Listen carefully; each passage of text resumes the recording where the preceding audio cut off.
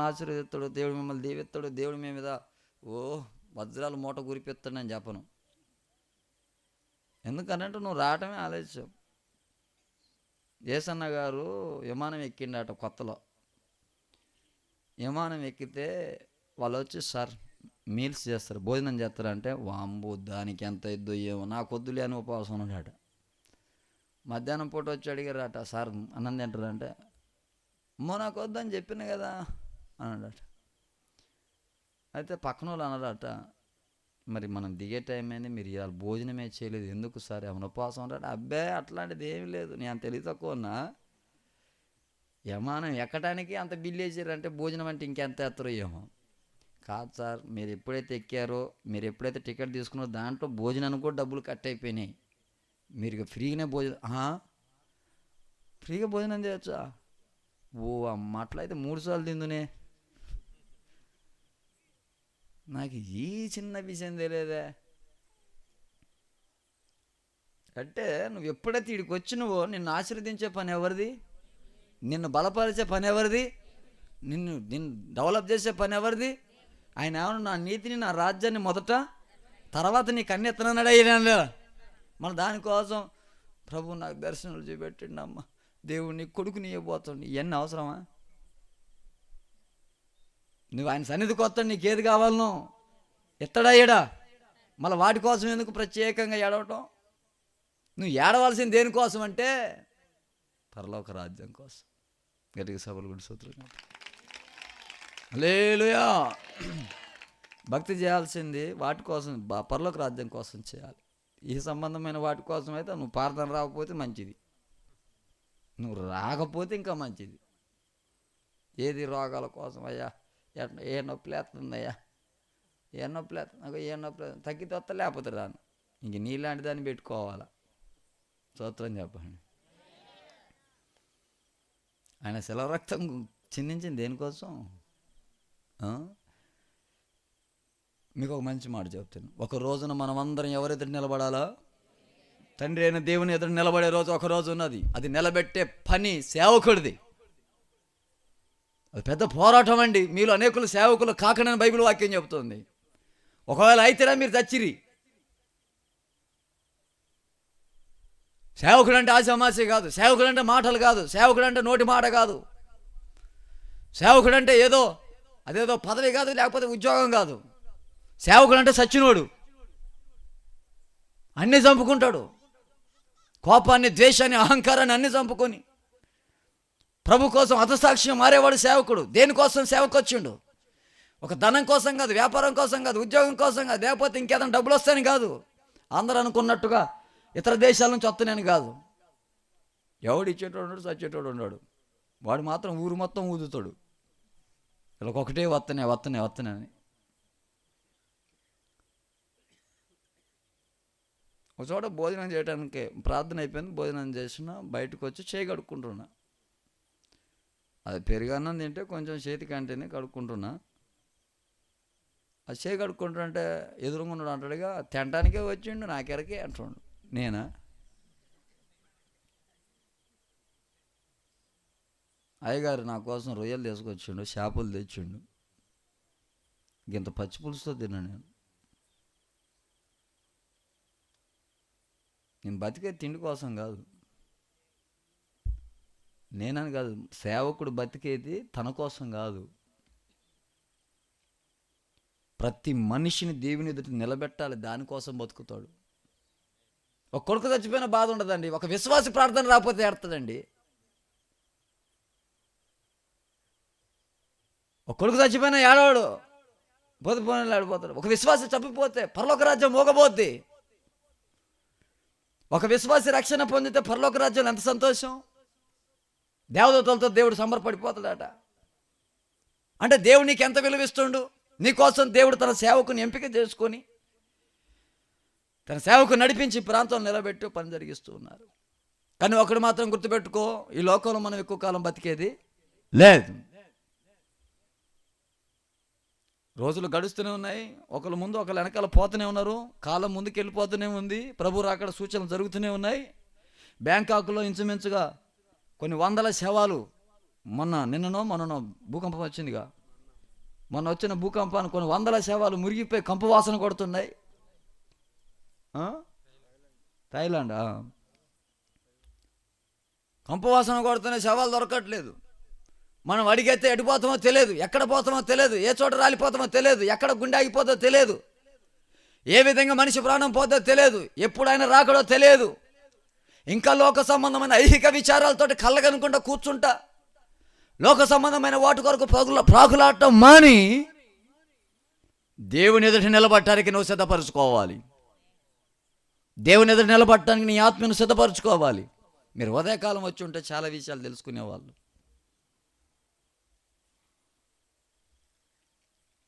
మీకు ఒక మంచి మాట చెప్తా. నేను ఒకసారి ఒక చోటకి వాక్యం చెప్పడానికి వెళ్ళినా, నాకు ఇక్కడ ప్రతి ఒక్క పని నాకు తెలుసు. నేను అన్నీ చేసినోన్ని. 14 సంవత్సరాలు ఈ ఫీల్డ్లో ఒక్కడనే ఒక ఆటో వేసుకొని సువార్తకి వెళ్ళేటోడిని. తర్వాత నాకు 4 తోడయ్యారు.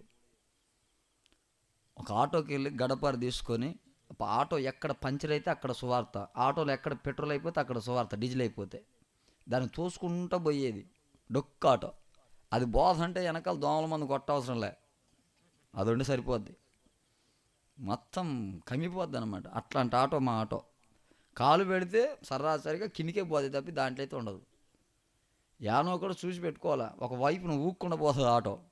అట్లాంటి ఆటోలో సువార్తకి వెళ్తున్నాం, గ్రామాన్ని తిరుగుతున్నాం. నాకు ఈ పనులన్నీ వచ్చు. నేను కీబోర్డు, ప్యాడ్, డోలకు, తబలా అన్నీ ప్లే చేస్తా. నా దగ్గర రికార్డింగ్ సిస్టమ్ కూడా ఉంది. నేను వాడే ఎక్విప్మెంట్స్ లక్షలలో ఉంటాయి. ఇన్ని ఉన్నాయి. ఇట్లా కరెంటు పోతే దాన్ని పెడదామని చెప్పి నేనేం చేసినంటే ఆ వైర్ ఫిట్ చేస్తాను. అట్లా ఇక్కడ పాస్టర్ గారు ప్రార్థన చేస్తుండు, ప్రభువారా గత రాత్రి పెద్ద పుల్లు చావునెత్తుకొని పోయింది. అడవిలో సువార్త పోతే గత రాత్రి పెద్ద పుల్లు చావునెత్తుకొని పోయింది, ఈ రాత్రి రాకుండా కంచెలు వేయమని ప్రార్థిస్తున్నాను అన్నాడు. నాకు ఎమ్మటే షాక్ కొట్టినట్టు అయింది. వెనక్కి తిరిగి చూసిన, ఈరోజు కూటం పెట్టడం అవసరమా అన్న. మళ్ళీ వచ్చేటప్పుడు వెనకాల కూర్చున్నా నేను. ఒకవేళ పెద్ద పులు ఎత్తి నన్ను ఎత్తుకొని పోద్ది. 4 రోజులు బతికితే సువార్త చేస్తాయి కదా. అప్పుడే నా పానం పోయేటట్టు ఏంది ఇదనంటే ఇంటికి ఫోన్ చేసిన, అమ్మా వత్తనానికి గ్యారంటీ అయితే లేదులే కానీ ఇక అది వచ్చిందని నన్ను ఎత్తుకొని పోద్ది, ఏడుకి ఇటు బారిపోతా నేను అనుకున్నా. ఇప్పుడు ఇక్కడ ఒక తాజ్మహల్ వచ్చిందానికి ఇక్కడ ఎంతమంది ఉంటారండి? గుండాకి సావరు ఆనే పట్టుకొని అట్నే ఊపిరిపోతుంది. ఒక తాజ్మహల్ ఇక్కడ కనబడితే అందరూ అడబడి మందే ఉరుకుతారు. ఒక తేలొత్తినే ఉండరు, ఒక పులి దగ్గర ఉండరు. ఇప్పుడు మామూలుగా ఈ లోకంలో మామూలు జంతువుల ఎదుట నువ్వు నిలబడలేవు. కోటి సూర్య కాంతి కలిగిన దేవాతి దేవుడు తేజోమయుడు, ఎవరు సమీపింపరాని అటువంటి దగదగ మెరిసేటువంటి ఆ తేజస్సులో నివసించుతున్న తండ్రి ఎదుట నువ్వు నిలబడాలంటే ఈ భక్తి సరిపోద్దా నీకు? నెత్తిన ముసుగేసుకొని నా ప్రాణమున్నంత వరకు నీకు నచ్చితో లేకపోతే రావు. ఏడదాన్ని తాడిపోతావు, ఆడదాన్ని తాడిపోతావు. మళ్ళీ ఏమని చెబుతావు, ప్రభువా నేను పనుకుంటప్పుడు ఇటు ఒక దూతను పెట్టి ఇటు ఒక దూతను పెట్టు, తలాపన మాత్రం మర్చిపో, మాకు ఇక్కడ గాబ్రియల్ దూతను పెట్టు. ఈ ప్రార్థన చేస్తా. ఏం భక్తి అది? యాసంగి భక్తి. అది చేస్తే అయిపోతే నీకోసం ప్రత్యేకంగా దూతను ఏరుకొని నీకు పెట్టాలనా అంటే మీకు అర్థం కాదని చెప్తున్నా. ప్రతి మనిషి అగ్ని చేత నింపబడాల. దేవుని ఎదురు నిలబడటానికి శక్తి కావాలి, దేవుని ఎదురు నిలబడటానికి ఆత్మీయ బలం కావాలి, దేవుని ఎదురు నిలబడటానికి ఎప్పటికప్పుడు మనల్ని సరి చేసుకుంటూ ఉండాలి. దానికోసం సేవకుడు పోరాడుతున్నట్ట అండి, ప్రయాసపడుతాడు. ఎంతమంది దగ్గర పర్మిషన్ తీసుకోవాలి, ఎంతమందిని ఒప్పించాలి, ఎంత ధనం ఖర్చు చేయాలి, ఎంత ప్రయాసాలు, ఎంత పోరాటాలు, ఎంత త్యాగాలు. ఒక విశ్వాసి కోసం ఎన్ని త్యాగాలు, ఏమి నీకు అర్థం కావు. ఎక్కడికొచ్చి పాట అయిపోతే ముఖం మాత్రం ఎట్ట పెట్టుకుంటావు. మాకు పాటే నీలే అయ్యగారు, వాళ్ళే పాడుకోరు. మరి ఇంటికి పోయి ఎంత ప్రసంగం చేస్తుందో ఏ ఊరు మొత్తానికి. సేవకుడు ప్రయాసపడుతుండట, పోరాడుతుండట, నేను దేవుని ఎదుట నిలబెట్టాలని. ఒక 3 మాటలు చెప్పి నేను ముగిస్తే కూడికను. దేవుని ఎదుట నిలబడటానికి ఒక రోజున మనం ఖచ్చితంగా అక్కడికి వెళ్ళాలి. మరలా చెప్తున్నా, ఈ భూమి మీద మనం బ్రతికే మానవుడు ఎవడునో ద గ్రేట్ అలెగ్జాండర్ ఇంచుమించు 30 సంవత్సరాలు దాటినాయి అంతే. ప్రపంచ దేశాలు గడగడ వణుకుతున్నాయి ఆయన పేరు చెప్తే. చిన్న దోమ కుట్టింది, ఒకటే ఒక మాట అన్నాడు, ఈ గొప్పతనాలు ఇవన్నీ తెలియదు కానీ ఇంతమంది నన్ను చూస్తే భయపడతారు కానీ ఒక దోమ నన్ను చంపింది. కాబట్టి నేను వచ్చినప్పుడు ఏం తీసుకొని రాలేదు, పోయేటప్పుడు ఏం తీసుకొని ఇట్టి చేతులు బయట పెట్టండి రా నాకు ఎత్తపోయేటప్పుడు. అలెగ్జాండర్ గొప్పోడేం కాదని చెప్పడానికి. నీ ఆస్తులు, అంతస్తులు, బిల్డింగులు, బంధువులు అన్నీ ఆయన ఇక్కడ వదిలిపెట్టి పోవాల్సిందే. ఏది నీ వెంబడి రాదు. నీ వెళ్ళేటప్పుడు ఎవరు నీతోటి రారు. ఈ లోకంలో అందరూ శాశ్వతం అనుకుంటా, ఎవరు శాశ్వతం కాదు. నీ ఆత్మే శాశ్వతం, ఆ నిత్యరాజ్యమే శాశ్వతం. దానికోసమే నువ్వు ఆత్మీయంగా బతకాలి. భార్య భర్తలు ఎంత ప్రేమ రాగలిగి మాట్లాడుకుంటారో. ఓయ్ పని అయిపోయింది, ఇంటికి రాలేదండి అంటదేమో సీటీ అని. ఆయన అంటాడుగా, వస్తున్నా నాని అంటాడు. ఎంత ప్రేమ రాగాలతో మాట్లాడుకుంటే.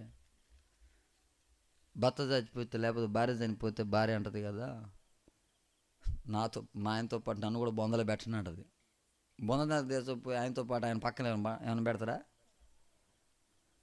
ఆడదానికి ఆడతారు కానీ తర్వాత బొంద అయిపోయినాక 11 రోజులు మటన్ తింటా ఉంటుంది మొత్తం మర్చిపోయి. కొడుకైనా బిడ్డ అయినా తల్లి అయినా తండ్రి అయినా ఎవడైనా అంతే. కాసేపడదనక వామ్మో వయ్యో వామ్మో వయ్యో గుండెలు బాదుకుంటారు. అంత దొంగేడుపులే. పానం మీదకి వచ్చినప్పుడు అసలైన ప్రేమలు తేలుతాయి. అందుకే కరోనా వచ్చినప్పుడు అందరూ ఎట్టర్లు అట్ట తేలిపోయింది. పానం మీదకి వస్తే ఎవరి ప్రేమ లేదని తెలిసిపోతుంది. ఒక దేశంలో ఒక చట్టం ఉందాట, నేను కనుక ఎవరైనా చంపితే వాడిని తీసి నా ఈపికి కట్టాలి. నా మీద నిజంగా ప్రేమ ఉన్నాడు దాన్ని మోస్తాడు. అయితే ఒకరిని చంపితే వాడిని తీసి వాడిని ఈపికి కట్టిరట. నా మీద నా అమ్మకి ప్రేమ ఉంది, నా అమ్మకి ప్రేమ ఉంది, నా నాన్నకి ప్రేమ ఉంది, నా స్నేహితులు నేనంటే చచ్చిపోతారు, ఎవడికో ఒకడికి రోజు కట్టవచ్చు, ఈ శవం అయిపోద్దని శవం ఈడ్చుకుంటూ వస్తే భార్య చూసిందట. ఏమండి అన్నదట, ఒకరిని చంపిన కానీ పొద్దున్న దాకా మోసి ఉన్న కాసేపు మొయ్యి అంటే, నువ్వంటే ఇష్టం, నువ్వంటే ప్రేమగా నీ ఈపి మీద ఉన్న నాకు అమ్మో నీకు దండం పెడుతున్నాయని అన్నదట. పొద్దు గుహలు చూసిందట, కొంచెం మొయ్యవే, నేను నేను లేకపోతే చస్తాన్నావు కదా, నువ్వంటే ప్రేమే కానీ నీ మీద ఉన్నటువంటి ఆ బరువు అంటే నాకు ప్రేమ లేదు. మరి నీ బరువుని ప్రేమించని ప్రేమ ఎట్లా ప్రేమ అవుతుంది? అది నీ బాధను భరిస్తేనే అది ప్రేమ అవుతుంది. ఇక చూసింది ప్రేమ కరిగిపోయింది, మొత్తపోక మొదలు పెట్టింది. మొన్న పండక్కి నాకు చీర కొన్నావా, మీ అమ్మకు కొన్నావు కానీ ఇక స్టార్ట్ చేసింది. ఇంకా స్టార్ట్ చేసి AK-47 లెక్క దంచుకుంటే గొడవ స్టార్ట్ అయింది. ఇక నేను పోతాను నీకు దండం అని చెప్పి సూట్ కేసు చదువుకుని వెళ్ళిపోయింది. అమ్మ దగ్గర పోతే 2వ రోజు అమ్మ అంటదిగా, నువ్వంటే నాకు ఇష్టమే లేక నా వాసన కడపల పేగులు తిరుగుతున్నాను నాన్న, నేను ముందు చచ్చిపోయేటట్టుకున్నా నా కాడికి రామాకరా నా అమ్మ అన్నది. అమ్మ నేనంటే ప్రేమ అన్నో కాసేపు అమ్మో కడుపులు తిప్పుతుంది నన్ను, నా వల్ల కాదు నా. 3వ రోజు నాన్న అన్నాడు, అసలు ఏం మొసలు ఉన్నాయన, నా వల్ల కాదు, స్నేహితులారా రండి అంటే అటు వాడు బారిపోతాను ఇటు వీడు బారిపోతాడు. ఇరుగు పొరుగులు అన్నారు, రే కంప కొడుతుంది బయటకు వెళ్ళిపోరంటే ఊరి బయటకు పోయి ఒక్కడ ఏడ్చుకుంటా. ఈ లోకంలో నిజమైన ప్రేమలు ఏమన్నాయా? ఎవరి కోసం బతకాలి, దేనికోసం బతకాలి? ఈ లోకంలో అసలైన ప్రేమకు తావెక్కడా? ఒక మనిషి అందాన్ని బట్టి, ధనాన్ని బట్టి, ఐశ్వర్యాన్ని బట్టి ప్రేమిస్తారు. నిజంగా ప్రేమించే మానవుడు ఎక్కడా? అదే నువ్వు ఒక తాగుబోతే, తిరిగిపోతే, వ్యభిచారమైతే, దొంగవైతే నిన్ను ప్రేమించి, నిన్ను రక్షించి, నిన్ను పరిమళ వాసనగా మార్చగలిగే శక్తి ఈ లోకంలో ఆ ప్రేమ ఎక్కడా? ఒంటరిగా ఏడుస్తూ ఊరు బయట ఎక్కడనో కుళ్ళిపోయిన శవాన్ని పట్టుకొని ఉంటుంటే, తెల్లని వస్త్రాలు వేసుకుని వచ్చిన ఒక ఆయన వస్తుంటే, కుమారుడా తెలుసో తెలియకో తప్పు చేసావు, పాపం చేసావు, దాన్ని నేను వేసుకుంటే ఇక నుంచి నువ్వు స్వేచ్ఛగా బ్రతుకు, ఇక పాపం చేయ మాకు. నిన్నుగా ప్రేమించిన వాడు, నిన్ను కోరినవాడు, నిన్ను వెతికినవాడు, నీ కొరకు పరలోకాన్ని విడిచిపెట్టినవాడు, నీ కొరకు పాపిగా ముద్ర వేయబడినవాడు, నీ శాపాన్ని మోసినవాడు, నీ పాపాన్ని మోసినవాడు, యెరూషలేము వీధుల కేకలు వేసినవాడు, ఆర్తనాదాలతోటి ఆకాశం అంటేటట్టుగా ఏడ్చినవాడు, నీ పాపము కడిగివేయబడి నువ్వు పరిశుద్ధుడిగా మార్చబడి నిన్ను దేవుని ఎదుట నిలబెట్టాలని దిగి వచ్చిన వాడు ఏకైక దేవుడిని ప్రకటిస్తున్న యేసుక్రీస్తు. ఆయన తప్ప నిలిచి లోకంలో నిన్ను అంతగా ప్రేమించిన మానవుడు, ప్రేమించిన దేవుడు ప్రపంచంలో ఎవడునో. అందుకోసమనే క్రీస్తు ప్రేమకి ఏ ప్రేమ అయినా సాటి వస్తుందా? ఆ మధ్యకాలంలో శ్రీకాకుళం అమ్మాయి, కొత్తగూడెం అబ్బాయి ఫేస్బుక్లో చూసుకొని లవ్ చేసుకున్నారు. లవ్ చేసుకుంటే చర్చిలో మ్యారేజ్ జరుగుతుంది. అక్కడికి నేను పోయినా, అయ్యగారు మన మధ్యలో ఎలిసి అయ్యగారు వచ్చారు, మ్యారేజ్ గురించి వాక్యం చెప్తారు అన్నారు. వీళ్ళిద్దరు ఎవరు అన్న? వాళ్ళిద్దరు ప్రేమించుకున్నారు. జనాలేరు అన్న, ఎవరు లేడులే కానీ వీళ్ళకి వాక్యం చెప్పాను. ఏం చెబుతాం వీళ్ళకి? ప్రేమించుకున్నోడికి ఏం చెప్తాం? సిగ్గు తప్పినోడికి. తల్లిదండ్రులు పింఛనమే బతికొట్టాడు వీడు, ముసలిదాన్ని పింఛనమే బతుతాడు వీడు. వీనికి పని లేదు పాడలేదు. ఆ అమ్మాయిని ఎట్టు ప్రేమించిండు? వాళ్ళిద్దరు ఎట్టుర్రు అంటే ఇట్లా సగం దూరిపోయారు అనమాట. అమ్మాయి కొంచెం పక్క జరగవు అంటే జరగట్లా. రేయ్ నీ జగన్లో పోయిన పని చేసుకోపరంటే కుదరట్లా. మీరు కన్నా పెళ్లి చేయకపోతే దీ మీద దూకి సత్వం వాడు బెదిరెత్తాడు. ఆ పాస్టర్ గారు సరే అని చెప్పి మ్యారేజ్ చేసిండు. ఒక 6 నెలల తర్వాత నేను ఏదో పాస్టర్ గారి దగ్గర పని ఉందంటే పోయే లోపల వాడు అంటూ నువ్వు రా ఒక్క కత్తి తీసుకుని పొడి చంపుతారా అంటు. నువ్వు నన్ను ఎందుకు చంపుతావురా అంటే, ఆ రోజు చెప్పినాడు గట్టిగా, ఇద్దరిని ఈడిసి అవతల ఈతలేపు ఇసిరేసి ఎవరి జాగ్రత్త వాడు పోని కొట్టద్దు. వాక్యం చెప్పండి, భార్య దొరికి మేలు దొరికిన మేలు కాదు, తేలు దొరికింది ఇది. దీని చేయవాడు చేస్తున్నా నేను రోజు. అరే ముసలిదాన్ని పింఛన్ మీద బతికేటోడా? నిజమైన ప్రేమ లోకంలో లేవురా. స్తోత్రం చెప్పండి. అదే 2 పనులు ఇరిగిపోయి నల్లగా ఉంటే మెల్లకన్నిట్టుంటే ఎవరైనా ప్రేమిస్తాడా? ఎవరైనా ప్రేమిస్తారా? ఎవరైనా ప్రేమిస్తారా చెప్పండి? ఎవరైనా ప్రేమిస్తారా? నిజమైన ప్రేమ ఎక్కడా? నిజమైన ప్రేమకు తావెక్కడ, చోటెక్కడా?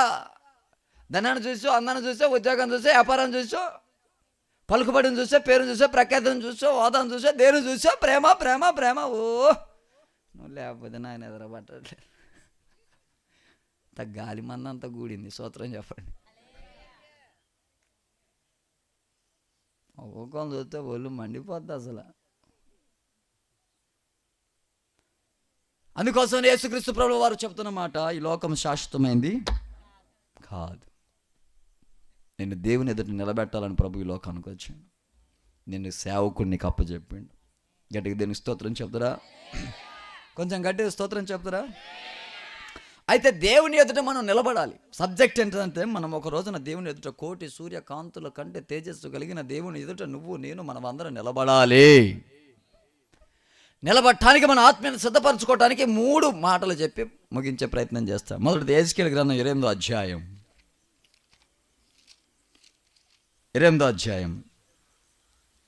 14వ వచనం చదువుతాం. అభిషేకం నందున కెరూబువ యొక్క ఆశ్రయముగా నువ్వు ఉంటివి, అందుకే నేను నిన్ను నియమించి తిని. దేవునికి ప్రతిష్ఠింపబడిన పర్వతం మీద నువ్వు ఉంటివి, కాలుచున్న రాళ్ల మధ్య నువ్వు సంచరించుచుంటివి. నీవు నియమింపబడిన దినం మొదలుకొని పాపముని యందు కనబడ వరకు ప్రవర్తన విషయంలో నువ్వు యథార్థవంతుడిగా ఉంటివి. అయితే నీకు కలిగిన విస్తారమైన వర్తకము చేత లోపల నువ్వు అన్యాయం పెంచుకొని పాపము చేయుచు వచ్చితివి గనుక దేవుని పర్వతం మీద నువ్వు ఉండకుండా నేను నిన్ను అపవిత్రపరిచి ఆశ్రయముగా ఉన్న కెరూబు కాలుచున్న రాళ్ల మధ్య నువ్వు సంచరింపవు. నిన్ను నాశనము చేసేది నీ సౌందర్యం చూసుకొని గర్వించిన వాడువై నీ తేజస్సును చూసుకొని జ్ఞానము చెరుపుకుంటూ కావున నేను నిన్ను నేలన పడవేసేదను. చాలు, అందరి టైపు చూడండి. దేవుడు దేవదూతలను కలగజేశాడు. మొట్టమొదటిగా ఎప్పుడు దేవదూతలు ఆయన ఎదుట ఉండి పరిశుద్ధుడు అతి పరిశుద్ధుడు అని గాన ప్రతిగానములు చేయుచుందురు. త్రియేక దేవుడైన యెహోవాను కెరూబులు సెరాపులు నిత్యము ఆరాధించెదరు. హల్లెలూయా. మీరు ఎప్పుడు ఆన్లోనే ఉండండి, అందరు ఇటనాలి. దేవదూతలు 4 భాగాలు, ఎవరి పని వాళ్ళు చేస్తున్నారు. ప్రభుని ఆరాధిస్తున్నారు, గణపరుస్తున్నారు. దేవుడు దేవదూతలను తయారు చేసాడు. మానవుడి కంటే ముందుగా దేవుడు దేవదూతలను తయారు చేసి తన ఎదుట నిలబెట్టుకున్నాడు. నిలబెట్టుకొని వాళ్ళు పరిశుద్ధుడు పరిశుద్ధుడు పరిశుద్ధుడని ఆయన్ని కొనియాడుతూ ఉన్నారు. అయితే ఒక్కొక్క దేవదూతలకి అంటే ఒక్కొక్క గ్రూప్కి ఒక్కొక్క పని అప్పచెప్పిండు. అయితే ఒక దేవదూతలు ఏం చేస్తారంటే మంచి సంగీత కళాకారులు, వాళ్ళు చక్కగా మరి వాళ్ళు వాయిద్యాలు వాయించేటువంటి అటువంటి టాలెంట్ కలిగిన వాళ్ళు. అయితే వాళ్ళ సౌందర్యాన్ని చూసుకొని, వాళ్ళకున్న టాలెంట్ని చూసుకొని అంతరంగంలో అనుకున్నారట, మహోన్నతునితో నన్ను నేను సమానుడిగా చేసుకుందును అని. మీకు ఈ వాక్యం చెప్పాలంటే చాలా లోతులు వెళ్ళిపోద్ది, కానీ అది చెప్పను. మహోన్నతునితో నన్ను నేను సమానునిగా చేసుకుందునని దేవదూతలు మహోన్నతుడైనటువంటి ప్రభువుతోటి సమానునిగా చేసుకునే ఒక చిన్న ఆలోచన మనసులో వస్తే, దేవుడి వెంటనే మనసులో ఆలోచించిన ఆలోచనకి దేవుడు ఆ దేవదూతల్ని పడవేయడం జరిగింది. ఏం చేసిండు? మీరు నా ఎదుట నిలబడటానికి వీలు లేదు. వారు పాపం చేసింది ఎక్కడ? మనస్సులో. చెప్పండి అందరూ, బాహ్యంగా కాదు. ఎక్కడ? వాళ్ళు చేసిన పాపం ఏంటిది? దేవునితోటి నేను సమానం. అది పెద్ద పాపమా? బయట కనపడిందా? వాళ్ళు దేవునితో సమానం కూర్చున్నారా? కూర్చోలేదు. కానీ వాళ్ళు మనసులో అనుకున్న దానికి దేవుడు అంటేనే దాన్ని పాపంగా గుర్తించాడు. మీరు మనసులో లోపట అనుకున్నారు, అంతకుముందు మీరు అభిషేకం నొందినవారు, అంతకుముందు మీరు తేజో నక్షత్రం వలె ఉన్నవారు, అంతకు మీరు ఆత్మీయంగా ఎదిగినవారు, అంతకుముందు మీ పరిస్థితి బాగా ఉన్నది.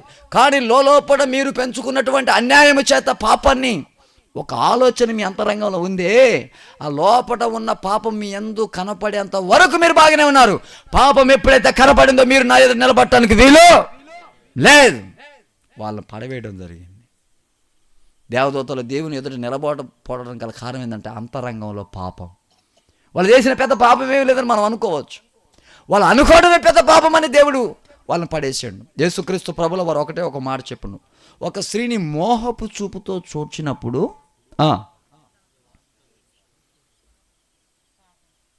అప్పుడే ఆ స్త్రీతో వ్యభిచరించినట్టు అని చెప్పాడు.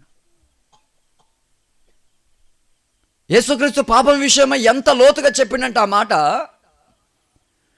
నీ తలంపుల్లో, నీ ఉద్దేశాలు, నీ ఆలోచనలో కూడా పాపం జరగబడకూడదు. పాపం కలిగిన వాడు పరలోకం నివసించలేడు. పాపం ఉన్నవాడు దేవుని ఎదురు నిలబడలేడు. అది దేవదూతలైనా సరే, అది పరిశుద్ధులైనా సరే, అది ఎవరైనా సరే, ఎంత వక్తలైన ప్రవక్తలైన ఎవరైనా సరే, పాపము కనపడిందంటే వారు దేవుని ఎదుట నిలబడటానికి అర్హత. మెయిన్ పాయింట్ ఏమిటంటే, దేవుడు దేవదూతలు కదా అని విడిచిపెట్టాడు. దేవుడు పెద్ద సేవకులు కదా అని విడిచిపెట్టాడు. దేవుడు సంఘంలో ఉన్న పెద్ద విశ్వాసులు కదా అని విడిచిపెట్టాడు. దేవుడు పాట పాడేవారు కదా అని విడిచిపెట్టాడు. వీళ్ళకి ఎన్ని టాలెంట్లు ఉన్నాయి కదా అని విడిచిపెట్టాడు. మనుషులందరూ పై రూపాన్ని చూస్తాడు, దేవుడు మాత్రమే అంతరంగాన్ని చూస్తాడు. గట్టిగా దీన్ని స్తోత్రం చెప్పండి. ఇప్పుడు మనం అందరం ఇలా పరిశుద్ధులను వచ్చినాం, గట్టిగా జల్లడి పడితే ఎన్ని ఉంటాయడా? అయిపోయా. మళ్ళా పరలోకమేనా అంతఃపురం చేరాల నాత. పోతావా నువ్వు పరలోకం? వ్యభిచారం చేత పట్టబడిన స్త్రీని రాళ్ళతో కొట్టుకుంటూ తీసుకొద్దామనే ప్రయత్నంలో అసలు యేసు ప్రభు మందిరంలో ఉన్నాడు.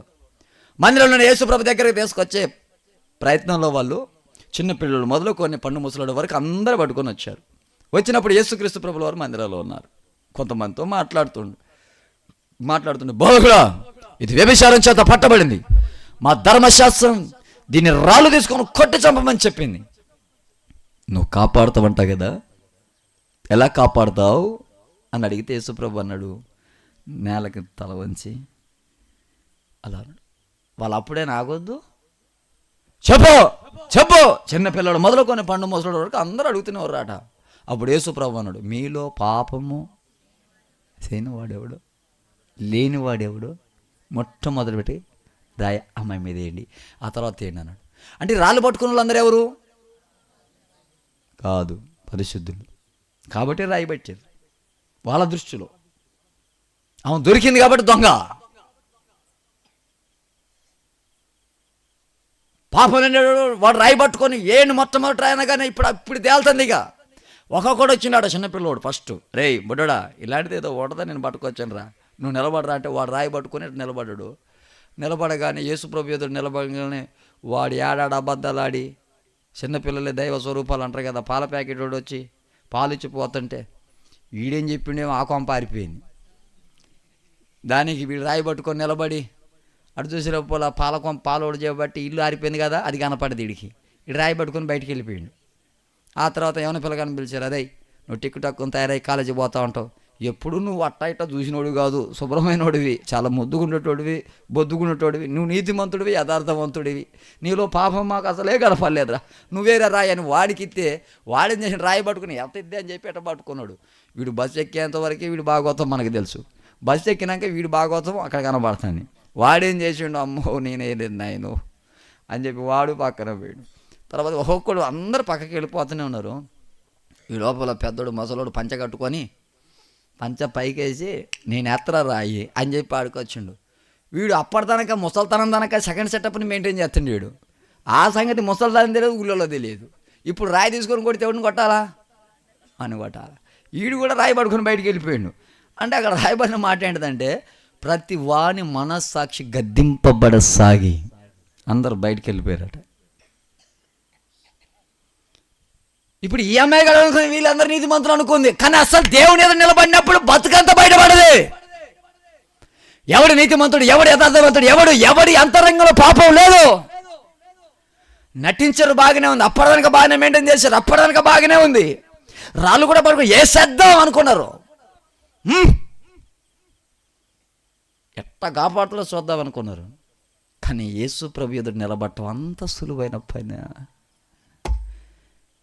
మా టీవీలో, జెమిని టీవీలో జబర్దస్తులు, ఈ టీవీలో సినిమాలు, సీరియల్ చూసి వచ్చి ఎడ కూర్చొని పరలోకం కనబడుతుంది.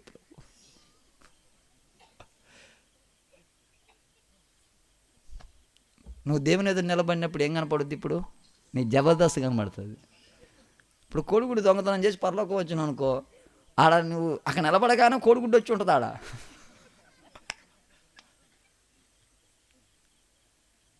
ఏముంటుంది అక్కడ?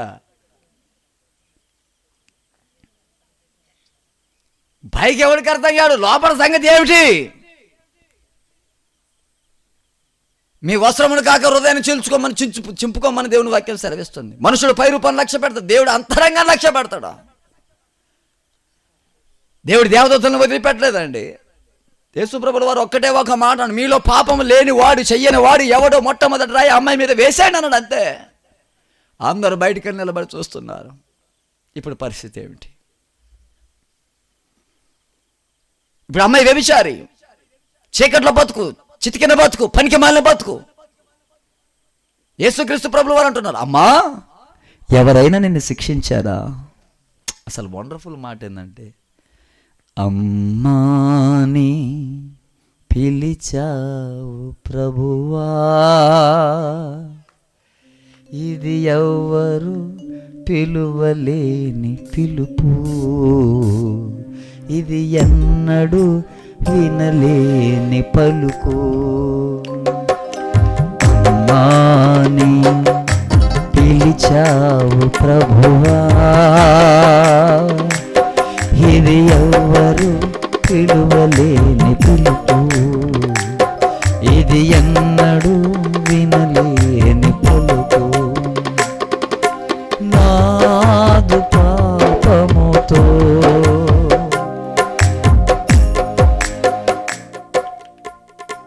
యేసుప్రభు ఏమన్నాడండి? అమ్మా అన్నాడు. నీ పాపాన్ని నువ్వు గుర్తించి ప్రభు దగ్గరకు వస్తే అమ్మాని పిలుస్తాడు. నీ పాపాన్ని గుర్తించి నువ్వు ప్రభు దగ్గరకు వస్తే అయ్యాని పిలుస్తాడు. నువ్వు ఒక వ్యభిచారంలో ఉంటే నేను పాపిని గుండెని చీల్చుకొని ప్రభు దగ్గరకు వచ్చి నేను పాపిని ఒప్పుకో, ప్రభు ఎదుట నిలబడే శక్తి నీకు అప్పుడే వస్తుంది. వాళ్ళందరూ బయటికి వెళ్ళారు, నీతిమంతులుగా చలామణి చేస్తున్న వాళ్ళందరూ బయటికి వెళ్ళిపోయారు. వీళ్ళు ఎవరందరండి? వీళ్ళంతా ఎవరంటే మోసే ధర్మశాస్త్ర ప్రకారంగా వేషధారులైన శాస్త్రులు, నామకార్థ క్రైస్తవులు, దేవుని పేరు చెప్పుకొని అంతరంగంలో పాపం చేస్తున్నటువంటి వారు. పాపాన్ని పాపంగా బయటికి పారవేసుకొని పవిత్రంగా బతకడానికి సిద్ధపరచుకునే హృదయాలు కావక్కడ. 99 నీతిమంతులని చెప్పుకునేటువంటి ఆ వారికంటే పశ్చాత్తాపడిన ఒక్క పాపి నాకు కావాలన్నాడు. మీ నీతిమంతులమని చలామణి కావటం కాదు, మీ నీతిమంతులమని పైకి జనాలకు చూపించుకోవటం కాదు, నీతిమంతులమని దేవుని పేట బతకడం కాదు. నీ అంతరంగం నీతిగా ఉండాలి. ఒకవేళ అది లేనప్పుడు ప్రభు దగ్గర పశ్చాత్తాపడు. ఆ వ్యభిచార స్త్రీ ఎమ్మటే పాపి నన్ను ఒప్పుకుందండి. దేవునికి స్తోత్రం చెప్పు. సమరయ స్త్రీ కొనబట్టుకొని బావి దగ్గరకు వచ్చింది. ఎక్కడికి వచ్చింది చెప్పండి అందరూ? యేసుక్రీస్తు ప్రభువులు మాట్లాడుతున్నామా, నీకు 5 పెనిమిట్లు ఉండరమ్మా అన్నాడు. ఎంతమంది అన్నాడు? ఇదే మాట ఎవరినంటే బతకనెత్తరా? నీకు 5 పెనిమిట్లు ఉండరు అనుకో, బతకనెత్తరా? నన్ను చూసి అట్టు ఉందండి అయ్యగారండి. ఇప్పుడు నేనంట, అయ్యా నీకు 5 ఉండరు అయ్యా అని అనుకో, నన్ను చూస్తే అట్లా అనిపిస్తుందా? ఏమో, ఎవరు నమ్ముతాం? ఏడ స్విచ్లు పెట్టినవో, ఏడ మెయింటైన్ చేస్తున్నావో ఏమి ఎరగనట్టు కూర్చుంటివి. సూత్రం చెప్పండి. నీకు 5 పెనిమిట్లు ఉండడం కానీ ఎమ్మట కొండకు అక్కడ పడేసింది అంతే. ఊళ్ళకు పరిగెత్తుకుంటూ పోయింది. అదిగో సర్వోన్నతుడైన దేవుడు బావి దగ్గర ఉన్నాడు. నా పాపమును బట్టబయలు చేసినవాడు, అంతరంగాన్ని కాల్చివేసినవాడు, నన్ను పరిశుద్ధిగా మార్చినవాడు, లోక రక్షకుడు. ఆయన దగ్గరికి వెళ్తే మన పాపం నుంచి విడుదల కలుగుతుంది. ఆయన నిజమైన క్రీస్తు, మన కొరకు వచ్చినవాడు, మనం తెలుసుకోవడానికి వచ్చినవాడు, ఆయన జగత్ రక్షకుడు. నిజంగా ఒక్క పాపి తీర్మానం తీసుకుంటే మనిషిగా మామూలుగా బతకలేకపోయిందండి ఆమె. ఆల్రెడీ ఒకడు ఇంట్లో ఉన్నాడని చెప్తే వాడిని వదిలిపెట్టింది. నీళ్ళ కోసం వచ్చిన కొండను వదిలిపెట్టింది. ఫ్యూచర్ కోసం ఆలోచన వదిలిపెట్టింది. పరలోక రాజ్యం కోసం తీర్మానం మొదలుపెట్టింది. గట్టిగా దేనికి స్తోత్రం చెప్పండి. ఒక మనిషి నిజంగా పాపాన్ని ఒప్పుకొని విడిచిపెడితే తన కోసం తాను ఎప్పుడు బతకడు. గట్టిగా సపోర్ట్లు కూడా స్తోత్రం చెప్పండి.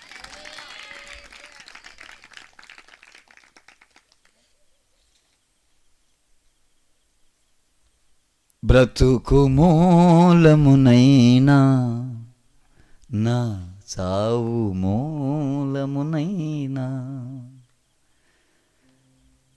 గణపరచెద నిన్నే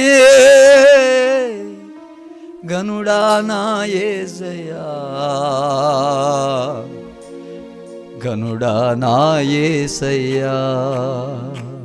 హల్లెలూయా. ఎలీషా యూట్యూబ్ ఛానల్ కొత్తగా రాసిన పాటలు అన్నీ.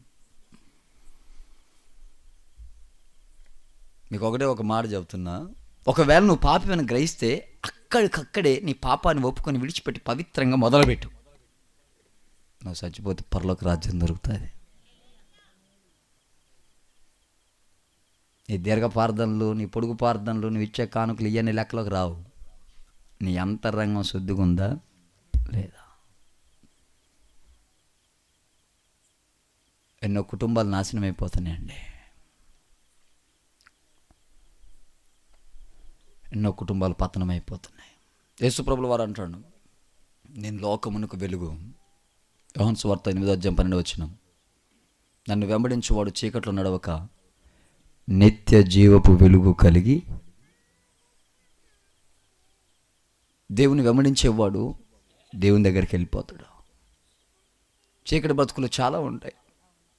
తాగుబోతులుగా, తిరుగుబోతులుగా, వ్యభిచారులుగా, దొంగలుగా, జోదాలుగా, ప్యాకెట్లుగా, రకరకాల పాపాలలో ఉండే. ప్రార్థనకు వస్తున్నావు, సినిమాల దగ్గర ఎందుకు కూర్చుంటున్నావు? సీరియల్ ఎందుకు చూస్తున్నావు? సెల్ ఫోన్లో గేమ్లు ఎందుకు ఆడుతున్నావు? వ్యర్థమైన వాటి ఎందుకు చూస్తున్నావు? పనికి మాలిన సొల్లు కబుర్లు ఎందుకు? మనసులో ఎంత కల్మషం పెట్టుకొని దేవుని ఎట్లా నిలబడగలుగుతావు? నువ్వు నిలబడేది మామూలు మనిషి ఎదుట కాదు కదా. అంతరంగాన్ని పరిశోధించువాడు, పరీక్షించువాడు, తేటగా బట్టబయలు చేసేవాడు. అటువంటి దేవుని ఎదుట తప్పించుకొని బతకగలవా? ఒకవేళ ఆ భక్తి లేకపోతే ఈ భక్తి దేనికి? నీ అంతరంగం దేవునికి కావాలి తప్ప నీ బాహ్యం కాదండి. నా కుమారుడు నీ హృదయం నాకేమని దేవుడు స్పష్టంగా అడుగుతున్నాండి. ఈ రాత్రి కాల సమయంలో ఈ వాక్యం వింటుండగానే మన అంతరంగాల్లో ఒక తీర్మానం రావాలి. ప్రభువా, నా హృదయాన్ని కడుక్కునే కృప నాకు దయచేయండి. నువ్వు బైక్ ఎంత ప్రార్థన చేస్తున్నవి అని కాదు, నీ హృదయంలో అనుకుంటేనే పాపం అన్నాడు. అట్లయితే ప్రతిదినం మనం ఎన్నో అనుకుంటాం. అందుకోసమని ప్రతిదినం సిలువ వేయబడాలనేది, అందుకోసమని ప్రతిదినం మన పాపములు ఒప్పుకోవాలనేది, అందుకోసమే ప్రతిదినం మనల్ని మనం నలగొట్టుకోవాలనేది. ఒక ఆయన చెప్తాడు, దినదినము చనిపోవుచున్నాను, యేసుక్రీస్తులో బ్రతుకుచున్నాను, యేసు గొర్రె పిల్లను నేను, బతుకుతే పడినా. హల్లెలూయా. ఇప్పుడు చెప్పండి, అంతరంగంలో పనికిమాల వాటన్నిటిని పెట్టుకొని ప్రార్థన చేస్తే ఏం ఉపయోగం? మా నాన్న భయంకరమైన తాగుబోతండి. మీకు ఒక మాట చెప్తానండి, ఒక తాగుబోతు 2 బజ్జీలు కొనుక్కొని పోయిండంట. ఫుల్గా తాగిండు, రోడ్డు మీద వస్తుండు. మున్సిపాలిటీ వాళ్ళు ఊకే పనిలే, వీడి ఆ దరికి పోతుండే ఈ దరికి వస్తాడు, అడు పోతుండే ఇటు పోతాడు. ఫుల్గా తాగిండు, ఒక్కడు ఉంటాడా? ఉండలేడు. అటు జోలికి ఇటు జోలికి కాలు దారి పందులు బొర్రెలే గుంటలో పడ్డాడు. ఈ పందులని మాకడ పెద్ద పంది వచ్చిందని లేచిపోయినాయి. అందులో అంటాడు కదా, ఏయ్ నా బజ్జీలు ఆడబెట్టినామని వాళ్ళ భార్యని అంటాడు. ఆడికొచ్చి వాళ్ళ భార్య బజ్జీలు ఎత్తకపోద్దా? ఒకసారి బాగా ఆలోచించండి. బాగా తాగిన డ్రైవరు ఉన్న బస్సులోకి ఎవరైనా ఎక్కుతారా? మంచి మా స్వామి బాగా తాగినా ఆయన మేము కూర్చుంటాం తోలు అంటారా? మమ్మల్ని దిగమన్నా దిగుతాం, నువ్వు దిగన్నా దిగాల. ఈ బస్సు మాత్రం తోలటానికి వీలు లేదు. మళ్ళీ అట్లాంటిది తాగిన బస్సు లెక్కవైతివి, మరి నీ జీవితం ఏమిటి? వాడు ఆడు అంటాడు కదా, ఏయ్ ఏడబెట్టినవి నా బజ్జీలు అంటే, ఆమె ఆడుంది, ఆ బురదలో కామెందుకు వస్తుంది? అట్టే దిగి ఇటే దిగితే బజ్జీలు ఆడిపోయినావు కానీ ఒక కప్ప దొరికిందంట. అది బజ్జీ అనుకుని నోట్లు వేసుకుని నవ్వులుతూనే ఉండేవాడు. ఇది అంతటి చీకటి బతుకు. ఎన్ని కుటుంబాలు తన్నుకొని చేస్తున్నారు, ఎన్నో కుటుంబాలు సమాధానం లేక చేస్తున్నారు, ఎన్నో కుటుంబాలు నెమ్మది లేక చేస్తున్నారు, ఎన్నో కుటుంబాలు అప్పుల పాలే చేస్తున్నారు, ఎన్నో కుటుంబాలు నష్టపోయి చేస్తున్నారు. ఒక మాట చెప్పనా, నువ్వు కొనాల్సిన పనులే, డబ్బు పెట్టాల్సిన పనులే, ఏం చేయాల్సిన పనులే. యేసుక్రీస్తు ప్రభుల వారి యొక్క రక్తం ఉచితంగా ప్రతి ఒక్క వ్యక్తిని నీతిమంతులుగా మార్చడానికి ఆయన మన మధ్య ఉంచిపోయి ఉన్నారు. దేవునికి స్తోత్రం చెప్పండి. హల్లెలూయా. యేసు రక్తం ప్రతి పాపమును ఉచితంగా నీతిమంతులుగా మార్చేది. యేసు రక్తం ప్రతి శాపం నుండి ఉచితంగా నీతిమంతులుగా మార్చేది. యేసు రక్తం ప్రతి విధమైనటువంటి ఆ శాపగ్రస్తమైన బ్రతుకు నుంచి ఉచితంగా నీతిమంతులుగా మార్చేది. ఉచితంగా వచ్చేదాన్ని ఎందుకు పోగొట్టుకోవాలండి? ఏమన్నా డబ్బు ఖర్చు పెట్టేదా? ఎక్కడికైనా పరిగెత్తేదా? ప్రభువా నేను పాపినంటే పరిగెత్తుకుని వచ్చే దేవుడు అండి. నేను ఆరాధిస్తున్న ప్రభు అయిన క్రీస్తు. నిన్ను కోరినవాడు, నీ హృదయాన్ని కోరినవాడు, నీ కొరకు సృష్టిని కలగ చేసినవాడు, నీ కొరకే సమస్తాన్ని ఏర్పాటు చేసినవాడు. ఆయన కోరేది ఒక్కటే, నా కుమారుడు నిన్ను బంధువులు ఆత్మీయులు అందరూ వదిలిపెట్టుండొచ్చు, కానీ నేను మాత్రం నేను విడిచిపెట్టినే. జక్కయ్య దగ్గరికి యేసుక్రీస్తు ప్రభువు వారు పోతే అందరూ తిడుతున్నారు, వీడి పాపైన యేసుకు తెలియదా? రకరకాల గునుక్కుంటున్నారు లోపట. యేసుక్రీస్తు ప్రభువు వారు మాత్రం జక్కయ్య నేడు నీ ఇంట ఉండవలసి వచ్చినది. వాళ్ళ అంతరంగంలో ఉన్నటువంటి ఆలోచనలు గుర్తెరిగిన దేవుడు అంటాడు, నశించిన దాన్ని వెతికి రక్షించుటకు మనిషి కుమారుడు ఈ లోకానికి వచ్చాడు. ఒకవేళ నువ్వు నశించిపోయి అన్ని విధాలుగా కోల్పోయి, అన్ని విధాలుగా నష్టపోయి, అన్ని విధాలుగా వేసారిపోయి, నీ జీవితం మీద నీకు విరక్తి పుట్టి బతకడానికి ఆలోచన లేక ఈ రాత్రే చద్దాం అనుకుంటే చావడానికి వీల్లేదు. నీ కొరకే యేసుక్రీస్తు ప్రభుల వారు ఈ లోకానికి వచ్చాడు. నీ జీవితం మార్చడం కోసం యేసు ప్రభుల వారు వచ్చాడు. నిన్ను పరిమళ వాసనగా మార్చడానికి యేసు ప్రభుల వారు ఈ లోకానికి వచ్చాడు. ఒకటి ప్రభు అడుగుతుండు, నేను పాపినని ఒప్పుకో అంతే.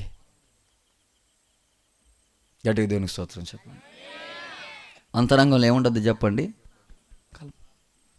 ప్రార్థన చేసే విశ్వాసులకు కూడా మామూలుగా పక్కన చేసే వందనాలండి అంటారు, లోపల ఎంత తిట్టుకుంటారో ఏమో ఎవరికెరక. ఒక పాస్టర్ గారు ఒక విశ్వాస ఇంటికి పోయినంటే, ఎప్పుడు పోవట్లేదు కదా, ఒకసారి ఒక విశ్వాస ఇంటికి పోదాం దర్శిద్దామని పోతే, వాళ్ళు అప్పుడే 2 బిర్యానీ తెచ్చుకొని శుభ్రంగా తిందామని ఆలోచనలో వాళ్ళు భార్యాభర్తలు ఇద్దరు ప్రేమానురాగాలు చిలకా గోరింకలు లేకుంటారు వాళ్ళు. పాస్టర్ గారు వచ్చే లోపల సగం పోద్దిగా పోదా. వాళ్ళు ఏం ప్లాన్ వేసాడంటే, మన తినేదానికి అయ్యగారు వచ్చిండు, నిన్ను కొట్టినట్టు యాక్షన్ చేస్తాను, నువ్వు నన్ను తిట్టినట్టు యాక్షన్ చెయ్యి, ఈ దెబ్బకి అయ్యగారు పోతాడు, మనం శుభ్రంగా తిందాం అనుకున్నారు వాళ్ళు. అమ్మా బాగున్నారా అంటే బాగున్నామండి. హే అయ్యగారు వచ్చాడు, కంతనం పట్టుకురావే, నిద్రమోహం దానా అడుగుతున్న మీద స్టార్ట్ చేశాను. నన్ను నిద్రమోహం, నువ్వేనా మంచివాడువా అట్లా అంటే నేను పోయి గబ్బి గబ్బి కొడుతూనే ఉన్నాడు. అదే గొడవ పెట్టుకునే విషయమా? అయ్యగారికి అన్నం పెట్టామంటే నీకు ఇంత, మీ వాళ్ళకైతే పెడతావు అది ఇదంటే మా వాళ్ళని మాకైనా అసలుకే ఎత్తుకుంది. ఇద్దరు గట్టిగా దనుకున్నారు. అయ్యగారు పాపం పోయాడు. ఏం చేస్తాడు మరి, మీరు గొడవలు ఆపి మాకు పెట్టనంటాడా?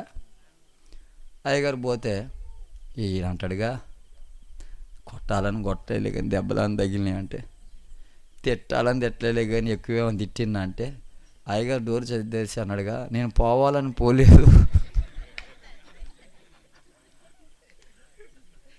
నేను పోవాలని పోలేదు,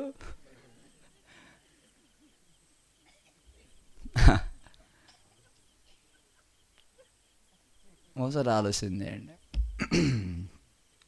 అంతరంగం శుద్ధిగా ఉండాలి. యేసుక్రీస్తు ప్రభువు హృదయ శుద్ధి గలవారు ధన్యులు. ఎక్కడ చూస్తారు దేవుణ్ణి? అక్కడ చూస్తారు. గట్టిగా సపోర్ట్లు కూడా చూస్తారు అని చెప్పండి. భూమి మీద ప్రభు రాత్రి గొర్రెలు కాసే కర్ర పట్టుకొని నా మా ఇంటికే వచ్చిండు రాత్రి. ఇక్కడ కాదు, ఎక్కడ చూస్తారు?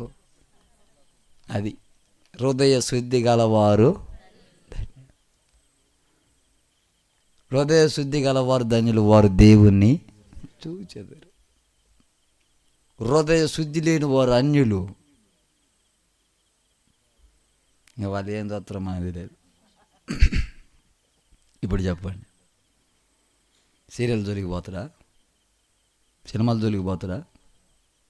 ఆ మధ్యకాలంలో ఎంత చక్కగా ఫోన్ చేసి అడుగుతుందో ఒక ఆమె, ఏమండి అయ్యగారండి చెప్పమ్మా, నేను ఒక ఆయన ప్రేమించను కానీ ఆయనతో పెళ్ళి జరగాలి, లేకపోతే ఊరి పెడుకోవచ్చు, చచ్చిపోతాయి, గట్టిగా ప్రార్థన చేయండి అయ్యగారండి అంటుంది. అమ్మో, నాకు మంచి మంచి వాళ్ళు చావస్తుంది, నాకు రావట్లేదు ఏందమ్మా, ఇట్లాంటి మాటలు కూడా వినాల్సి వస్తుందమ్మా. నేను అయ్యగారండి మీ దండం పెడితే మీరు ప్రార్థన చేయకపోతే నేను చచ్చిపోతాండి. వామ్మో, ఇదేం ప్రార్థన అమ్మా? ఇప్పుడు ఏమని చేయాలి? ప్రభువా నీ బిడ్డ ఎంతో కష్టపడి ప్రేమించిందంటయ్యా,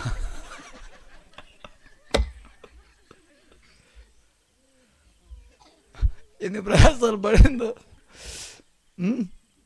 ఏమని చేయాలి చెప్పు? ఏమని ప్రార్థన చేయాలి?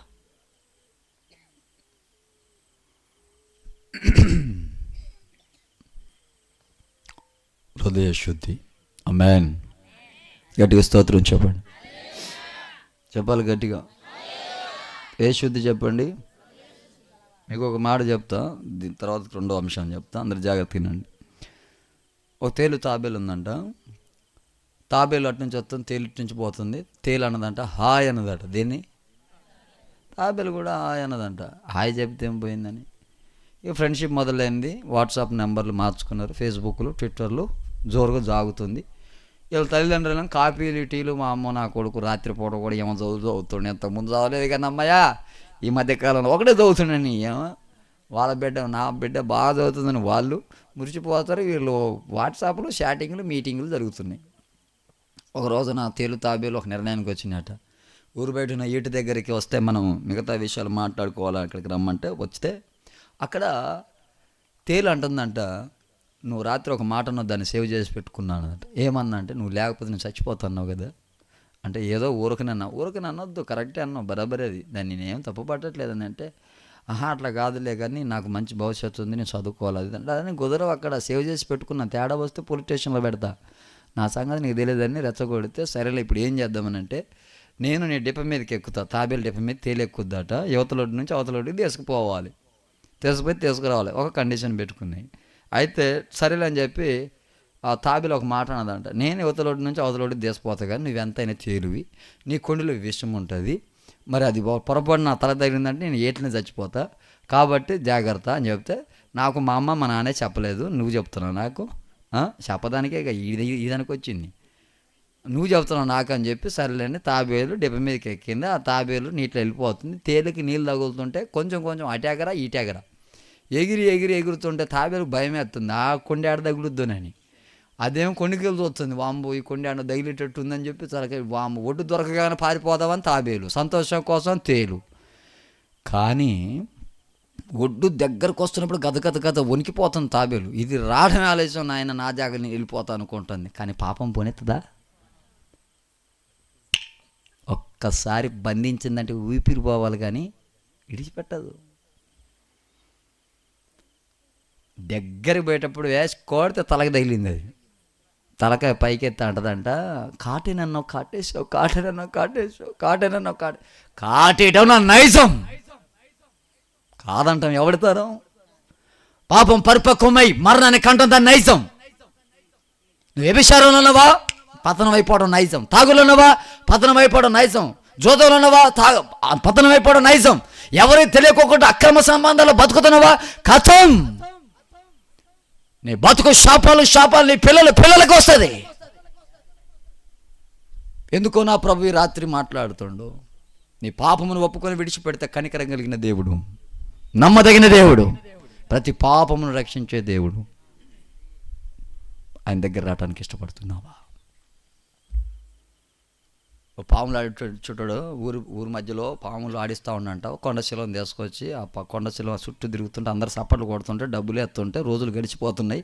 మీ దగ్గర చెప్పిండట పాముతోటి ఏమి ఆట అని అంటే వాడు అన్నాడట, ఈ పాము నా మాటే అంటది అన్నాడట. అది అంత లావైంది. రోజులు పెరిగి ఒకరోజు బాగా డబ్బులు వచ్చినాయి. దానికి మేత వేయటం మర్చిపోయింది. నైట్ పూట పొద్దున దేశపోయిన ఊరు బయట పెట్టాడు. ఆ సెంటర్లో పెడితే జనాలు అందరూ వచ్చి సప్పట్లు కొడతారు. బాగుంది అని సప్పట్లు కొడతారు. దానికి ఆకలి, దాని కడుపు అది బీసుకుంటుంది.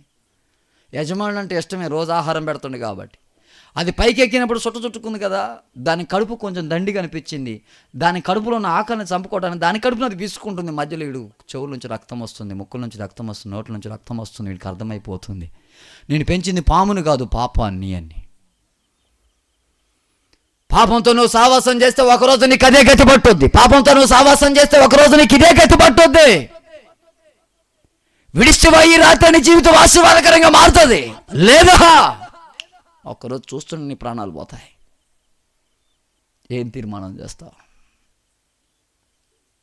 నీ బ్రతికిని ఎలా మార్చుకుంటావు? ప్రభు పాదాలు పట్టుకున్న యా పాపినంటవా? ఏ పాపమైనా సరే మంచిది కాదండి. దాని మొదటని విడిచిపెట్టడం చాలా ఉత్తమం. పాపం పరిపక్వమే మరణాన్ని కనకమునిపే, మరణాన్ని దగ్గరికి రాకమునిపే, ఆ శాపం నీ కుడి మీదకి రాకమునిపే, ఆ దరిద్రత నీ మీదకి రాకమునిపే యేసు రక్తం నీ కొరకు సిద్ధంగా ఉన్నది. ప్రభువా నేను పాపిన ఆయన వైపు తిరగలిగేటటువంటి మనసు నీకుందా? ప్రభువా నేను అపవిత్రమైన పెదవుల మధ్య నివసించు వాడిని ఒక ఒప్పుకోలు నీకుందా? అయ్యా నా పాపము నేను పడేస్తున్నాను చెప్పి ఒక సమరశ్రీ లాంటి మనసు నీకుందా? దైవ జనాంగమా, అతిక్రమం దాచిపెట్టువాడు వర్ధిల్లడు, దాన్ని ఒప్పుకొని విడిచిపెట్టువాడు కనికరం పొందుతాడని బైబిల్ వాక్యం సెలవిస్తుంది. ఒక్క చిన్న ఒప్పుకోలు దేవుని ఎదుట నిలబడి దేవుని చూసే భాగ్యం నీకు లభిస్తుంది. గట్టిగా దేవునికి స్తోత్రం చెబుదామా? ఒకసారి గట్టిగా హల్లెలూయా చెప్పాలి, గట్టిగా హల్లెలూయా. ఒకటి దేవుని ఎదుట మనం నిలబడాలంటే మన అంతరంగాన్ని ఏం చేసుకోవాలా? దేవదూతల్ని దేవుడు దయ్యాలుగా మార్చినంటే ఆఫ్టర్ ఆల్ నువ్వెంత నేనెంత? ఈ లోకంలో ఉన్నటువంటి పరిశుద్ధులుగా చలామణి అవుతున్న వాళ్ళెంత? దేవదూతలే దయ్యాలుగా మారిపోయారండి. గర్వించిన, అహంకారంగా మాట్లాడిన, లోపల పాపాన్ని పెంచుకున్న, లోక సంబంధమైన దాన్ని మన మనసులో పెట్టుకున్న మనం పాపులుగా మారిపోతాం. నేను బ్రతకూడదు, నేను నాలో నువ్వే బ్రతకాలి. దేవునికి స్తోత్రం చెప్పండి. జీవించువాడనిక నేను, నా యందు క్రీస్తే జీవించునుగాక. చెప్తారా గట్టిగా? ఎంతవరకు జరిగిందో జరిగిపోయింది. పాపాన్ని విడిచి ప్రభు వైపు తిరిగే కృప దేవుడు మనకు అనుగ్రహించునుగాక. రెండవ మాట ఆదికాండం 2వ అధ్యాయం 3వ అధ్యాయం 8వ వచనం చదవండి. త్వరగా నేను ముగించేస్తాను. 3:8. సల్లపూట ఆదాము అతని భార్యయు తోటలో సంచరించుచున్న దేవుడైన యెహోవా స్వరము విని దేవుడైన యెహోవా ఎదుటికి రాకుండా తోట చెట్ల మధ్యన దాక్కొనగా. చాలు. మొదటి దేవుడు దేవదూతలను కలగజేస్తే దేవదూతలు పడిపోయి ఉన్నారు. కారణం ఏంటంటే అంతరంగంలో పాపము. బయటకు ఒకటి ఉన్నది, లోపల ఒకటి ఉన్నది. బయటికి మంచి ప్రవర్తన ఉంది, లోపల ఇంకో ప్రవర్తన ఉంది. చర్చికాడికి ఒక ఆయన వచ్చేది, అయ్యగారండి ప్రార్థన చేయండి అన్నాడు. ఆయన వచ్చేటప్పుడు నేను చూసిన, ఒక ఊరు బయట ఒక గుడి ఉంటే ఆ గుడి దగ్గర బీడిని గుంజి గుంజి గుంజి గుంజి దాన్ని ఆ గుడికి రాకి చేసి వచ్చి అట్లా నేను నోరు మూసుకొని వచ్చి ప్రార్థనలో కూర్చున్నాడు. ప్రార్థన అంతా అయిపోయినాక బీడి తాగినావు కదా నువ్వు అంటే, నేను తాగలేదండి అన్నాడు. ఆ వాసన ఎంత వచ్చింది, అంతసేపు నోరు మూసిండు కదా. తాగిన వాసనే వస్తుంది నాయన, ఎందుకు తాగినామంటే నీకేడ తెలిసింది అయ్యగారు అని. ఓ ఆడొకటి ఏడొకటి చేస్తే నువ్వు ఆశీర్వదించబడవు, నీ పాపము దేవుని ఎదుట ఒప్పుకో. నువ్వు ఎంత బానిసమైన షుగర్ వచ్చిందండి, టీ తాగుతావు రోజు. షుగర్ వచ్చిందనగా టీ బంద్ చేస్తారా, బంద్ చేయరా? ఏ తాగితే సత్తరని భయం, పాపం అంతకంటే భయం. సొద్దులని చెప్పండి. ఇంకా చెప్పడానికి తెల్లవారులని చెప్తా పాపం గురించి, కానీ ఇప్పటికి చాలు. మ్యాన్ ఎట్ట చూడటమే ఏమన్నాడు పాపం అననదరు. ఎట్ట చూడటం, కొంతమంది టింగ్ టిమ్ అంతే, ఎట్ల లైన్లో పెడతారు.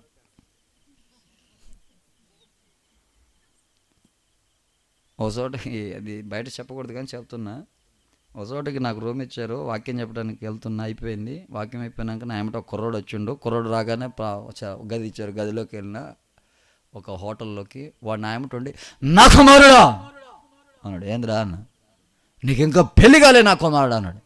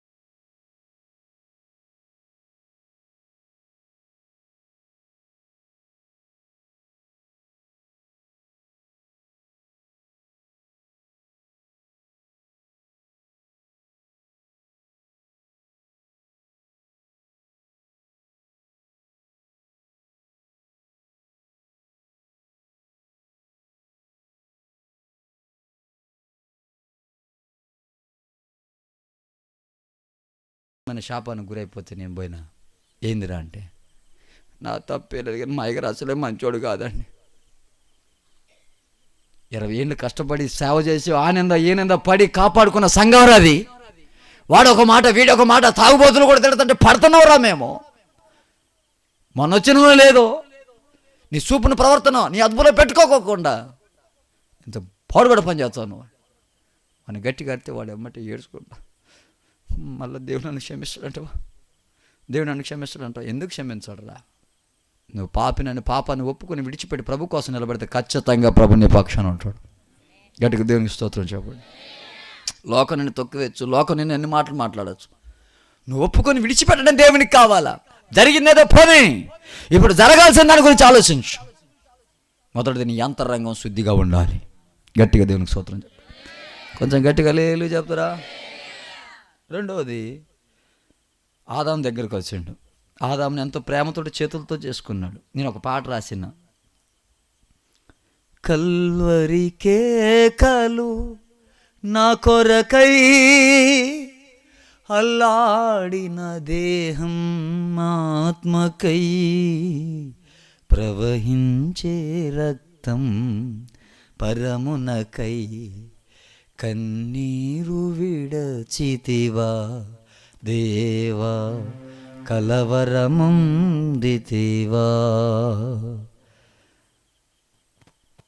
మట్టి బొమ్మలో మహిమను పోసి మురిసిపోతివయా, ముల్లుగా మారి నీ తల చుట్టిన ముల్ల కిరీటము నేనయ్యా.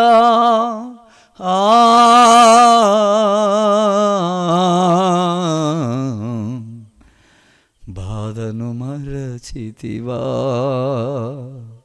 బంధము పెంచితివా, చక్కని చేతులతో రూపము చేసినావయ్యా.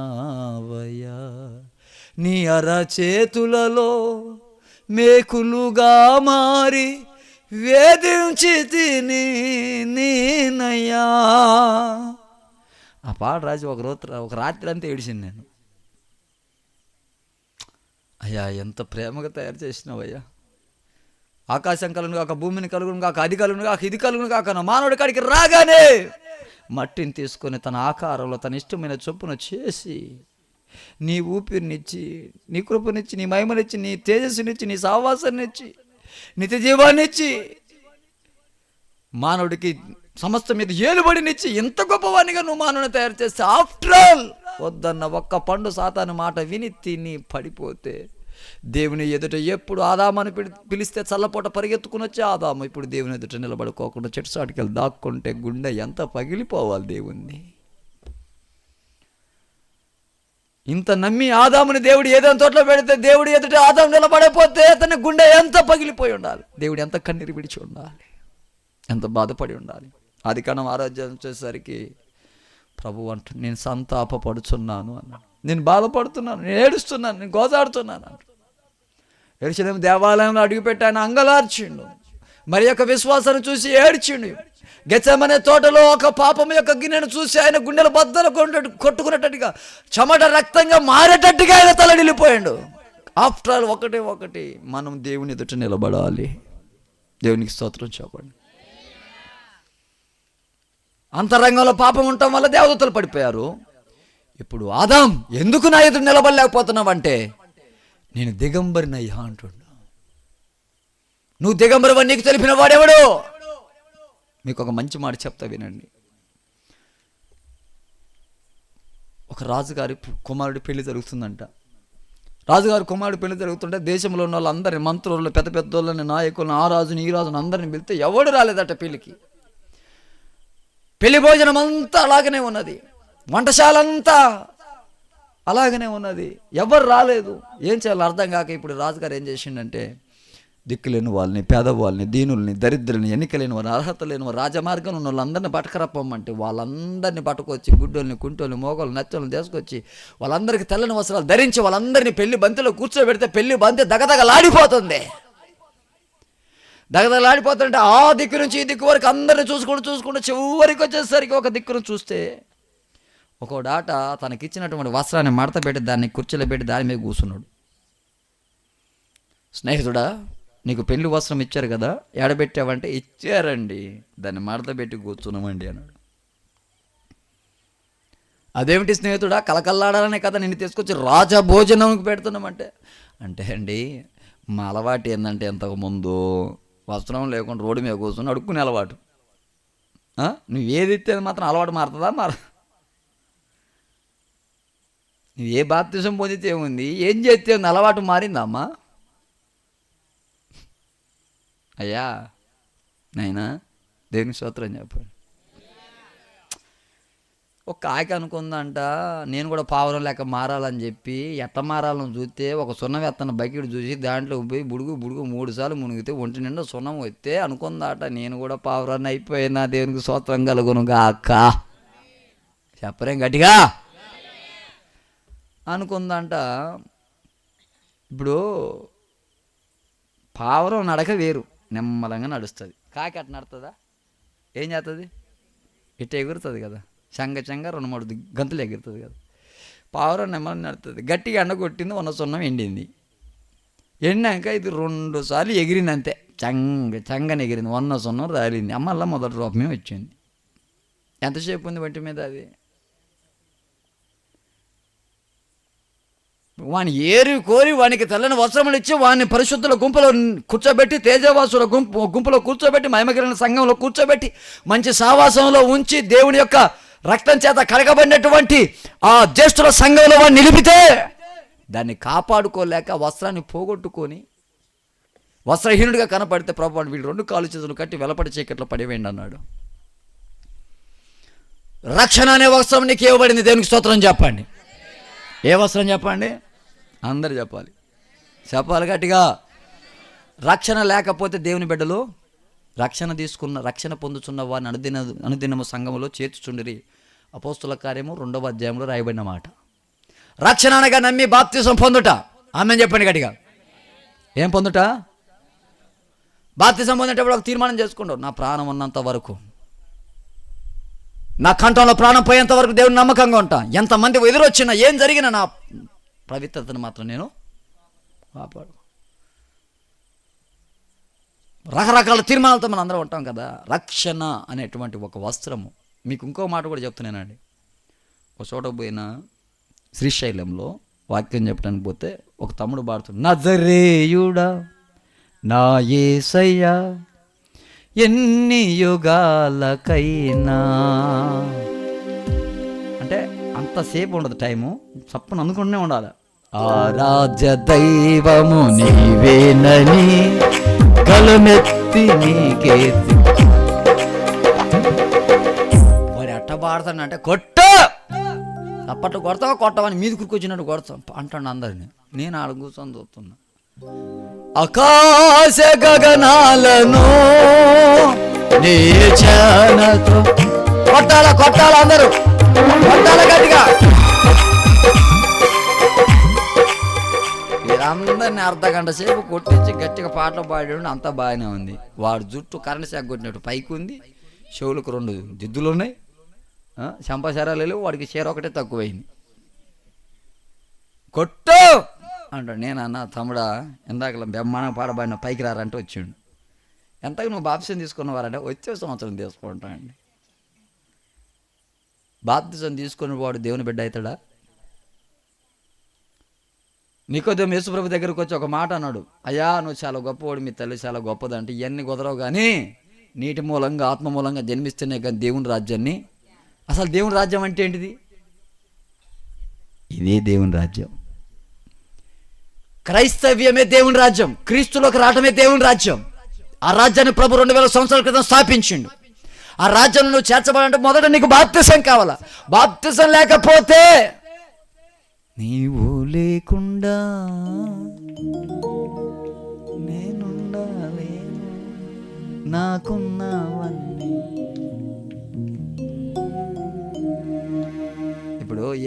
ఇప్పుడు నోవాబు ఓడ తయారు చేసిన ఓడలోకి వెళ్ళినోడేగా రక్షణ పొందేది. ఓడ బయట ఉన్నోడు రక్షణ పొందుతాడా? కొంతమంది పాటలు పాడతారు, ప్రార్థనలు చేస్తారు, బాప్తిజం మాత్రం తీసుకోరు. వీళ్ళ బాపత ఏంటంటే ఓడ కిటికీలు పట్టుకున్నట్టు, బయట ఉండి ఏం పట్టుకున్నట్టు, వరద పోతూ ఉంటుంది, గట్టిగా తెప్పొస్తుంది, కొట్టకబోరీళ్ళు. ఈ మంద అదే మంద, గాలి మంద. స్తోత్రం చెప్పండి. హల్లెలూయా. గట్టి గాలి రాగానే కొట్టుకొని పోతారు. నువ్వు ఎందుకు రావాలా? ఓడ లోపలికి రావాలి. గట్టిగా స్తోత్రం చెప్పండి. చెప్పాలి గట్టిగా. చాలా కాలమైంది బాప్తిజం తీసుకోరంట. ఇప్పుడు వద్దండి, వచ్చే సంవత్సరాన్ని తీసుకుంటా అండి. ఈ లోపల పెట్టుకుని పోతాండి. పరదేశులము ప్రియుల. మరి సమాధి కాడికి పోయి ప్రభు అని రాజ్యానికి చేర్చుకోవచ్చండి అంటే తీసుకుపోయి అందులో వేసుకుంటాడు. మా మామయ్య బాగా తాగి చచ్చిపోతే మా అత్తమ్మ అంటది కదా, అయ్యా మామయ్య ఆత్మ కొరకు ప్రార్థన చేయండి. అసలు నాకు ఏం చేయాలని అర్థం కాలే. ప్రభు బాగానే తాగిండు కానీ నిన్ను కూడా తిట్టిండు కానీ పరలోక రాజ్యం చేసుకోయా. ఒకటే ఒక మాట, నీకు ఇవ్వబడిన రక్షణ చాలా గొప్పది. ఇంత గొప్ప రక్షణను నిర్లక్ష్యం చేస్తే ఉగ్రత దినం ఒకటి ఉన్నది. బాప్తిసం పొందిన తలక సులకన అయిపోయింది. బాప్తిసం అంటే ఆనాడు ఆదాం పోగొట్టుకుంటే ఈనాడు యేసుక్రీస్తు ప్రభువు వారు మనకిచ్చాడు. గట్టిగా ధ్వని స్తోత్రం చెప్పండి. చెప్పాలి గట్టిగా. ఇంకా ఎవరైనా బాప్తిసం పొందకపోతే నువ్వు క్రైస్తవుడు కానే కాదు. పాట పాడొచ్చు, వాక్యం చెప్పొచ్చు, పరిచర్య చేయొచ్చు, ఇంకేదైనా చేయొచ్చు, నువ్వు క్రైస్తవుడు కాదు. నమ్మి బాప్తిసం పొందినవాడే రక్షణలోకి వచ్చినవాడు, రక్షణ వస్త్రం ధరించినవాడు. కుమారుడు నీ వస్త్రం ఏంటంటే ఏం లేదు, తీసి వీళ్ళ పొడిచకట్లా పడేయండి అన్నాడు. మరి నీ సంగతి ఏమిటి? రక్షణ పొందిన నువ్వు వస్త్రాన్ని పోగొట్టుకోకూడదు, పాత అలవాట్లు రాకూడదు. ఆమెను చెప్పండి గడిగా. చాలామంది రక్షణ పొందిన తర్వాతకి వస్త్రాన్ని పోగొట్టుకోవటం అంటే అర్థం ఏంటంటే పాత అలవాట్లు. కొంతమంది తిట్టి అలవాట్లు ఉంటుంది. ఉంటాయి ఉండవమ్మా? మీ భర్తని అప్పుడప్పుడు ఒక్కొక్కసారి అంటారుగా, ఎప్పుడు చచ్చిపోతావో ఏమో, తొందర చావు. ఏబు భార్య అనలేదే, మీరు అనరా అంటే నేను అసలేనా మన మనోళ్ళు మామూలు వాళ్ళు కాదు. ఇప్పుడు ఏబు భార్య భర్తను అన్నది, నువ్వు చచ్చేటప్పుడు దేవుని దూషించి నువ్వు చావు అని అంటే, అదే ప్లేసులో మీ ఆయన కనుక ఉండుంటే ఏమనవే? ఏమన్నా మళ్ళీ ఇంకోసారాను అంటే ఆయనకి వినాలి, మళ్ళీ ఇంకోసారి మళ్ళీ వినాలి ఒకసారి, ఏమన్నా ఇంకోసారి అన్న మంచి వాళ్ళు పోతారు, నువ్వు ఎప్పుడు అంటే రోకల పండ తీసుకొని ముక్కు మోకం మొత్తం పచ్చలేదని కొడతాడు. కానీ ఏ పట్ట అనలేదండి. భార్య ఒకవేళ తిట్టిన భార్య నన్ను మురుకురాలు మాట్లాడినట్టు ఎక్కడ పోగొట్టుకోలేదే. గట్టిగా సపోర్ట్ కూడా సూత్రం చెప్పండి. రోగం వస్తే పోయిందండి రక్షణ? పోయిందా? ఆస్తులు పోతే పోయిందా? సంపద పోతే పోయిందా? కొంతమందికి ఏదైనా కలిసి వచ్చినా దేవుని మహాకృపను బట్టి మామూలు కార్యం జరగలేమన్నా అని చెబుతారు.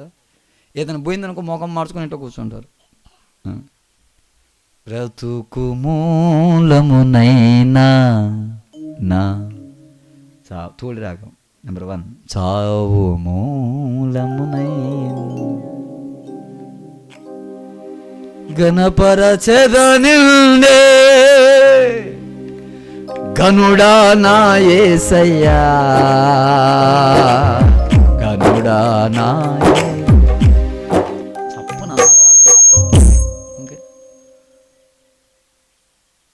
ఎట్లుండాలి చెప్పండి? బతుకు మూలమునైనా ఎవరిని కనపరచాలి? చెప్పాలి గట్టిగా. వరి పొలాలు నీళ్ళు పెడితే పచ్చగా ఉంటుంది, పెట్టకపోతే మొహం మార్చుద్ది. మీకు కలిసి వస్తేనో పచ్చగా. ప్రభు మాకు ఇచ్చాడు కాబట్టి 10 రూపాయలు కానుకేసుకుంటున్నాం, దేవునికి స్తోత్రం కలుగు. ఏ బదే మాట అన్నాడా? భార్య వచ్చి తిడుతున్నాడు. దేశం మొత్తం తిట్టినాం కదా, ఇంటికి పోతే భార్య తిడితే వాడు బతుడయా?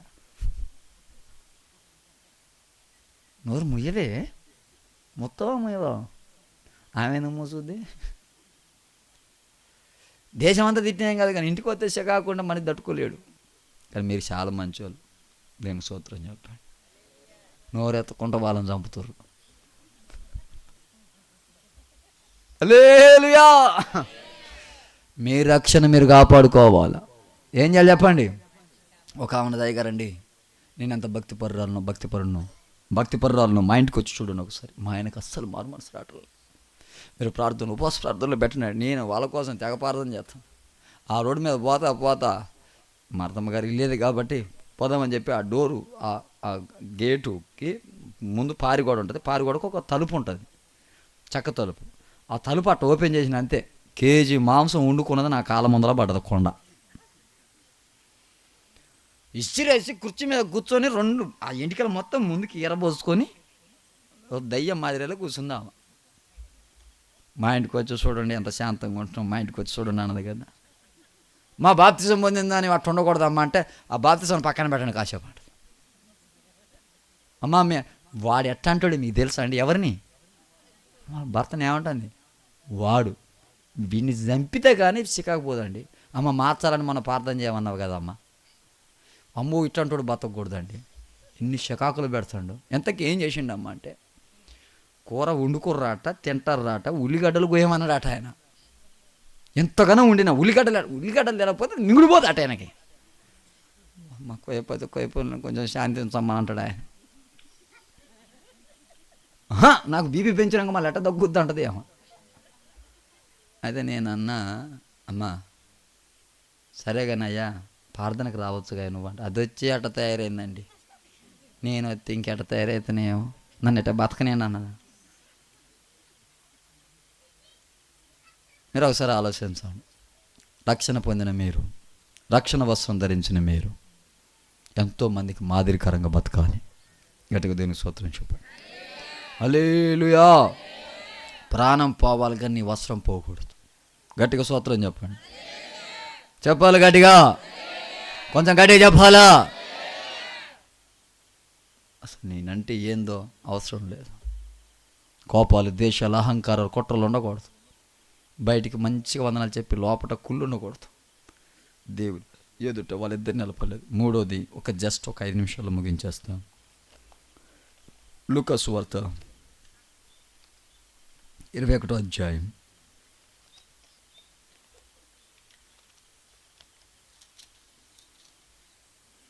35వ వచనం. ఆ దినమున భూమి అంతటా నివసించు వారందరికి అకస్మాత్తుగా వచ్చును. కాబట్టి జరగబో వీటిని ఎలా తప్పించుకొని మనుషు కుమారుని ఎదుట నిలబట్టకు శక్తి గలవారగునట్లు ఎల్లప్పుడూ ప్రార్థన చేయొచ్చు మెలకువగా. గట్టిగా ఒకసారి హల్లెలూయా చెప్తారా? అందరు చెప్పట్లా, తడిచిన కోడి మాత్రలే ఉన్నారు. గట్టిగా చెప్పండి. మీరు చెప్పరా నాన్న? చెప్పు నా 2 చేతులు పైకి ఎత్తు. మంచిగా ఎత్తరా? ఎత్తురా అమ్మాయి. కానీ మిమ్మల్ని బడితలు పెట్టి లేపాల్సి వస్తుంది. ఎట్లా ఉండాలి? 7 ఎగర ఆడ దోకాల.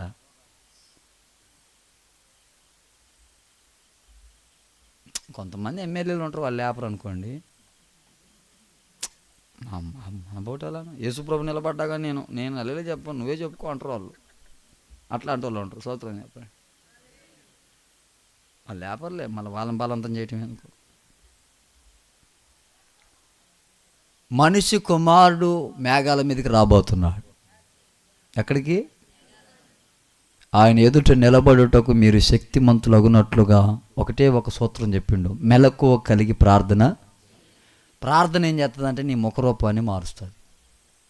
అవునంటారా కాదంటారా? చెప్పాలి గట్టిగా. ఇక్కడ తెల్లవారుజామున 4 గంటలకు లేచి ప్రార్థన చేసిన వాళ్ళు అంటే చేయొద్దండి. అబద్ధం ఆడుకుంటా. చేసిన ప్రపంచం అంతా దీవించమని వేస్తున్నాం అడుగుతున్నాం తండ్రి. ఆమె గట్టి సూత్రం చెప్పు. ప్రార్థన ప్రతిదీ మార్చేస్తాడు. మోసే పర్వతం మీద 40 రాత్రి 40 పగలు ఉన్నాడు. దిగి వచ్చేటప్పుడు ముఖరూపం మారిపోయిందండి.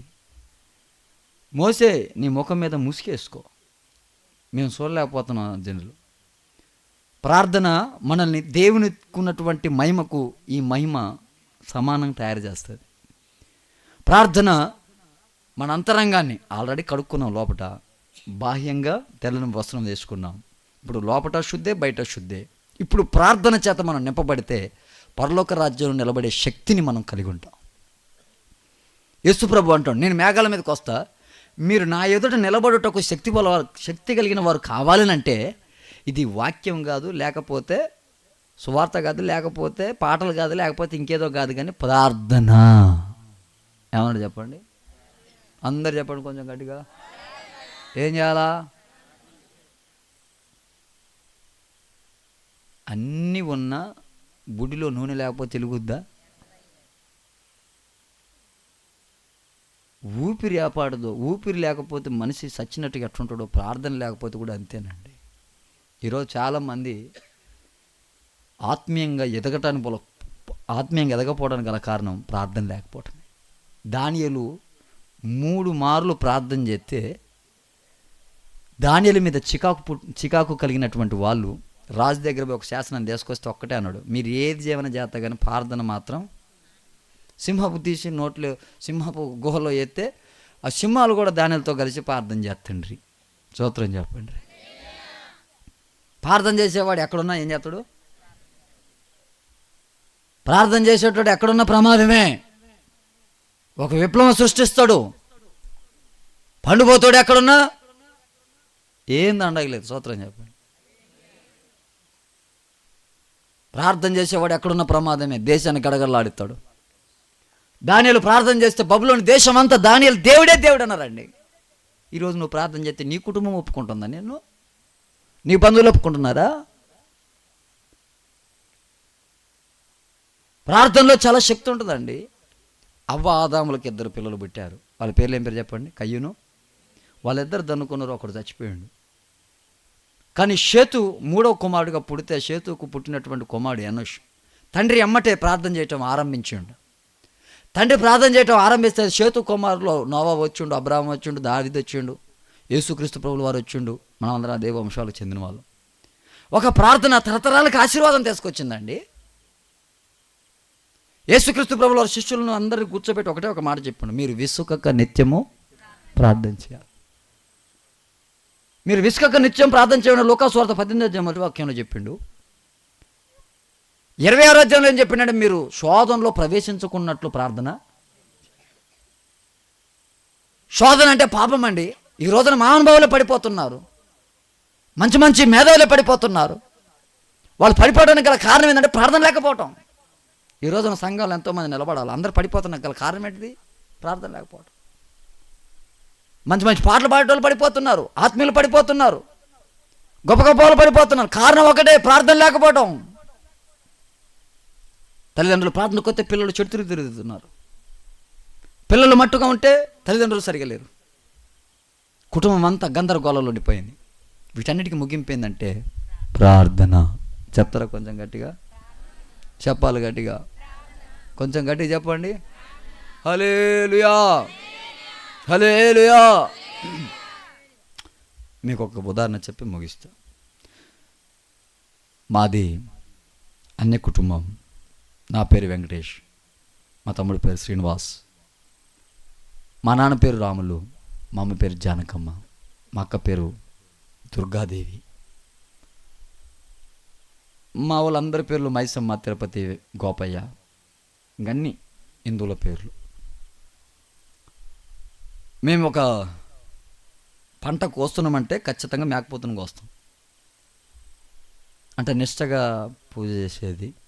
మా నాన్న ఒంటి నిండా పసుపు పూసుకొని ఉగ్రం ఊగేది. మా నాన్న పచ్చి తాగుబోతైన మా నాన్నకి ఎన్ని చేసినా కానీ మా నాన్నకి మారు మనసు రావట్లా.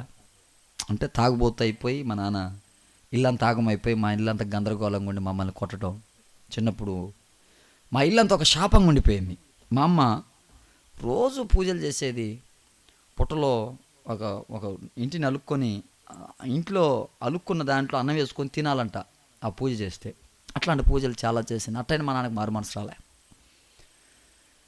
ఎన్ని తిరిగినా ఎక్కడికి వెళ్ళినా మా నాన్నకు మారు మనసు రావట్లే. భయంకరమైన శాపగ్రస్తమైన జీవితం మా నాన్నకున్నది. అవన్నీ నేను చెప్పటానికి నా మనసు లేదు. అంత భయంకరమైన పాపి అనమాట. బహుశా అలాంటి వాళ్ళు ఇక్కడ ఎవరు లేరు. అట్లాంటి వాడు భూమి మీద కూడా బతకనివ్వకూడదు.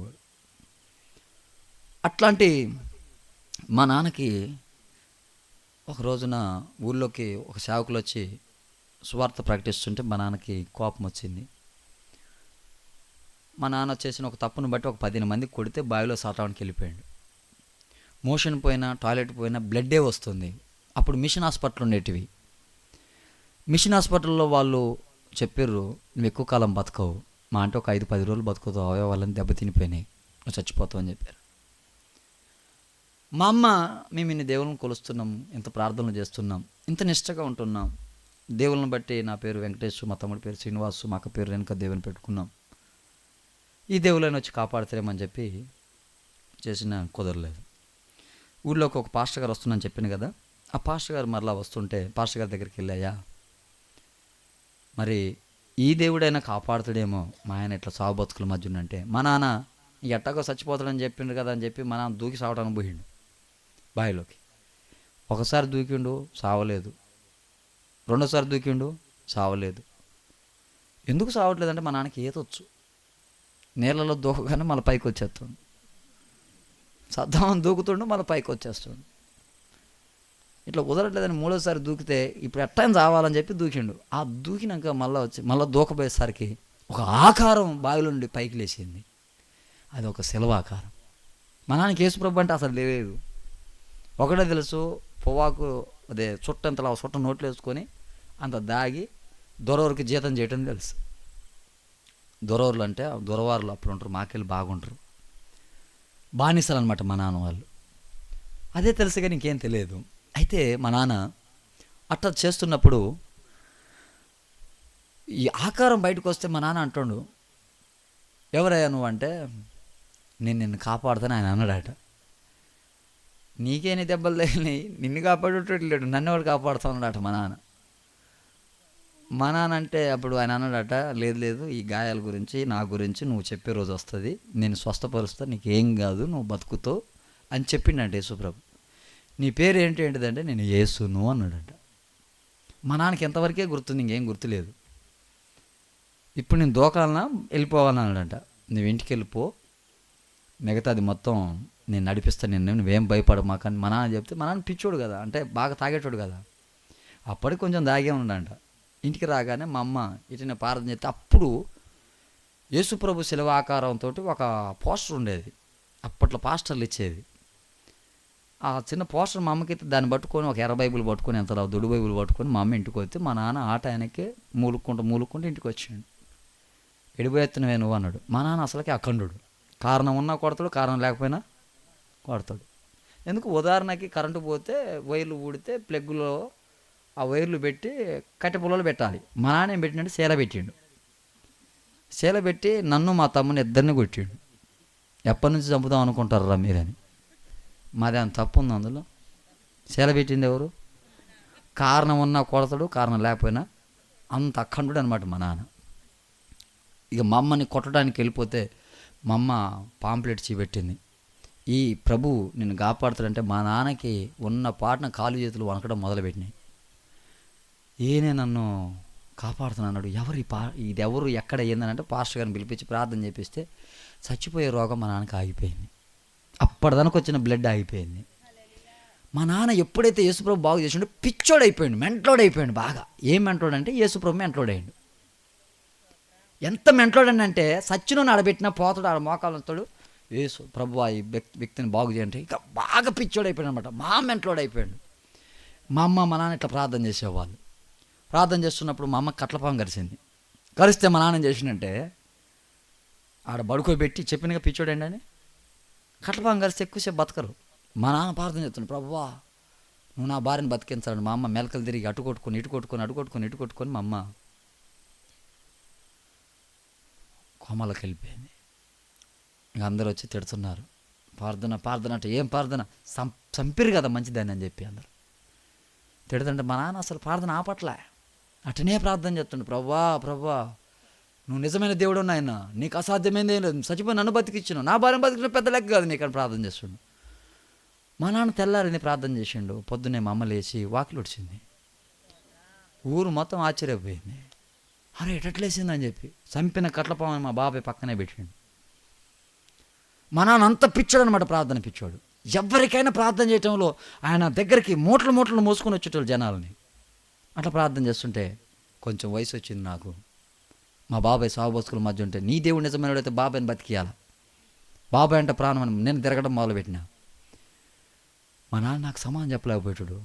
అరే దేవుని చిత్తంలో ఎలాగుంటే అలా జరుగుతుంది. అమ్మ బతికింది కదా, నువ్వు బతికినావు కదా, బాబాయ్ ఎందుకు బతకడు, బాబాయ్ బతకాలంటే మా బాబాయ్ చచ్చిపోయాడు.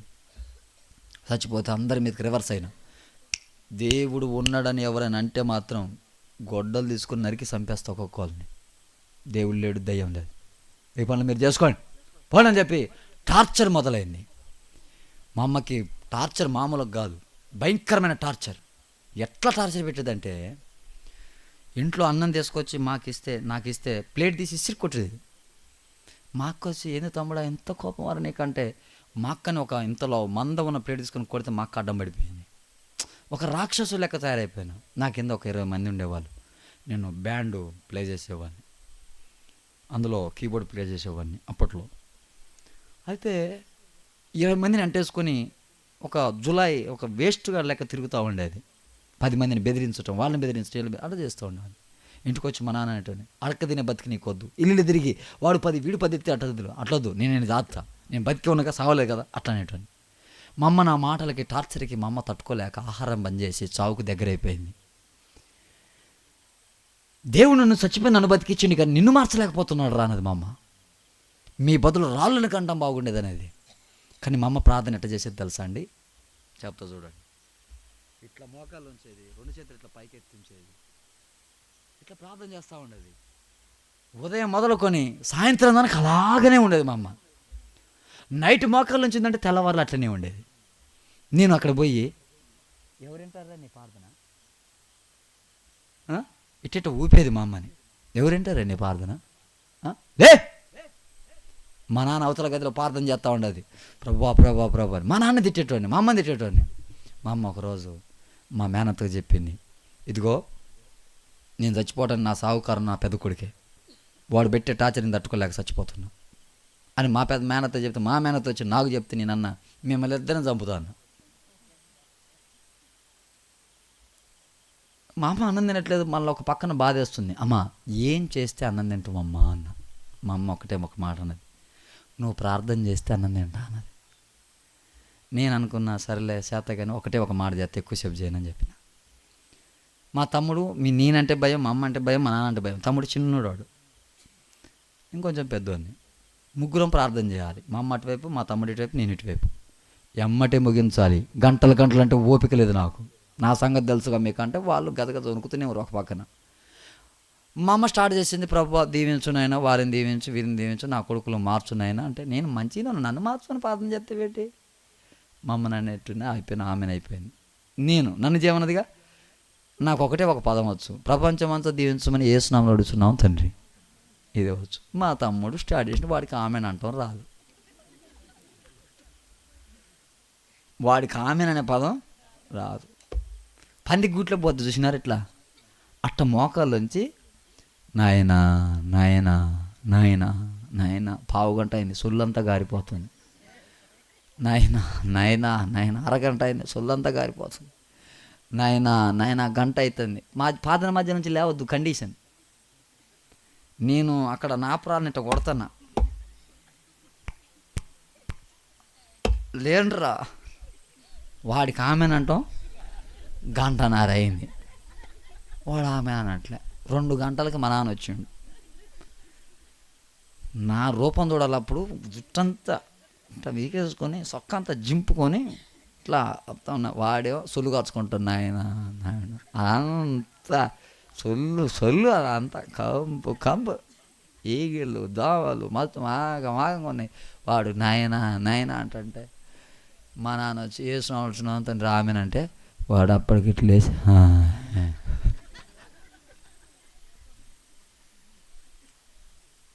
2010 ఫిబ్రవరి 18, 19, 20 తారీఖుల ఖమ్మంలో 3 రోజులు సభలు జరుగుతుంటే ఊరకనే సరదా కోసం పోయినాం. పోవటం యొక్క బలమైన గాలి హఠాత్తుగా మాకు తాకింది. ఊరకనే సరదా కోసం పోయినాం. ఒకడు భాషతో మాట్లాడుతుండు, ఒకడు తెలుగులో అర్థం చెప్తుండు.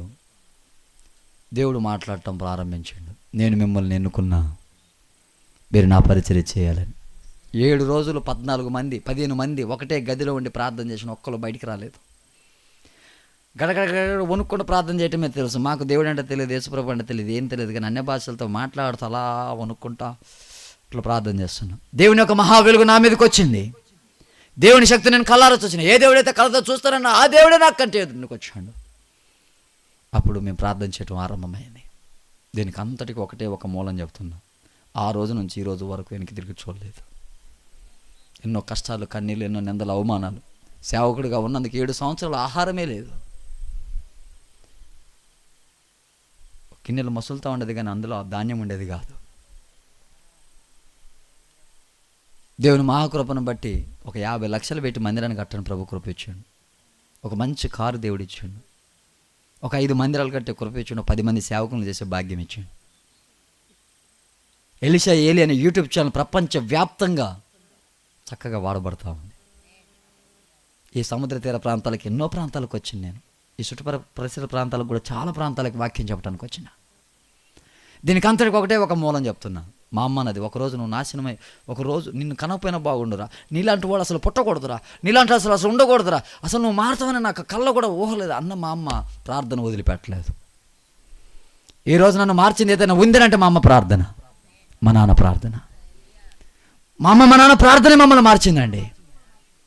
ఏ రాజకీయ నాయకులు మమ్మల్ని మార్చలేదు, ఏ పెద్ద మనుషులు మమ్మల్ని మార్చలేదు, ఎవరు మమ్మల్ని మార్చలేదు. మా ప్రాంతానికి ఒక సేవకుడు వచ్చి మా అమ్మ మా నాన్నకు సువార్త చెప్తే, ఇటువంటి సభలో మేము వచ్చి కూర్చుంటే మా జీవితాలు మార్చబడ్డాయి. ఈరోజు ఒట్టి కుండలుగా మీరు ఉండటానికి లేదండి.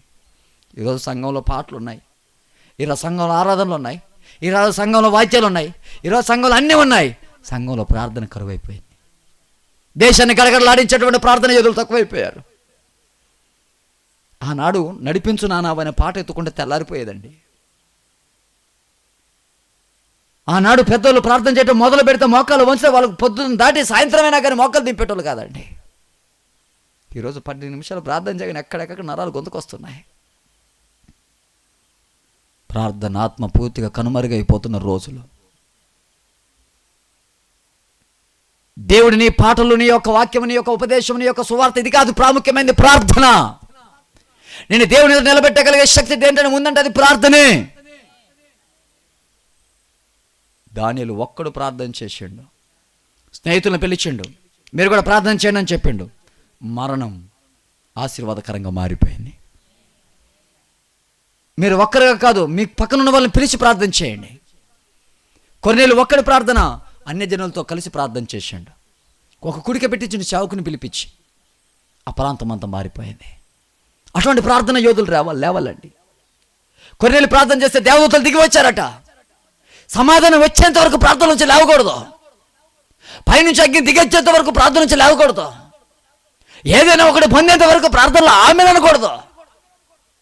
ఏదైనా ఒకటి దేవుని దగ్గర నుంచి వచ్చేంత వరకు నువ్వు ఆమెను అనకూడదు. ప్రార్థన నీ రూపాన్ని మార్చేస్తున్న సంగతి ఎంత వాస్తవం. ఈరోజు ఒక ఆలోచన మనకు రావాలి. గెత్సేమనే తోటలో ప్రభు అంటుండు, మెలకువగలిగి ప్రార్థన చేయలేరా? మెలకువగలిగి ప్రార్థన చేయలేరా? ప్రభు ఏడుస్తున్నాడమ్మా, ఆయన చెమట రక్తంగా మారిపోతుందమ్మా. అయ్యలారా, మీరు ఎవరి కోసం ప్రార్థన చేయడం కంటే ముందు మీకోసం మీరు ప్రార్థన చేయడం ఆరంభించబడాలి. ప్రభు, నా ఆత్మ నశించి నరకానికి వెళ్ళకూడదు నాయన, నా ఆత్మ నశించి నరకానికి వెళ్ళకూడదు నాయన. నీకు ఇష్టం వచ్చినట్టుగా రావటానికి, నీ ఇష్టం వచ్చినట్టు పోవటానికి నీ ఇష్టం వచ్చింది కాదు. ఇక్కడ ధనవంతుడు అబ్రాహామును పిలుస్తుండు, తండ్రివైన అబ్రాహాం అంటుండు. అంటే ధనవంతుడు కూడా క్రైస్తవుడే. అబ్రాహామును తండ్రి అంటుండు, అబ్రాహామే ధనవంతుని కుమారుడు అంటుండు.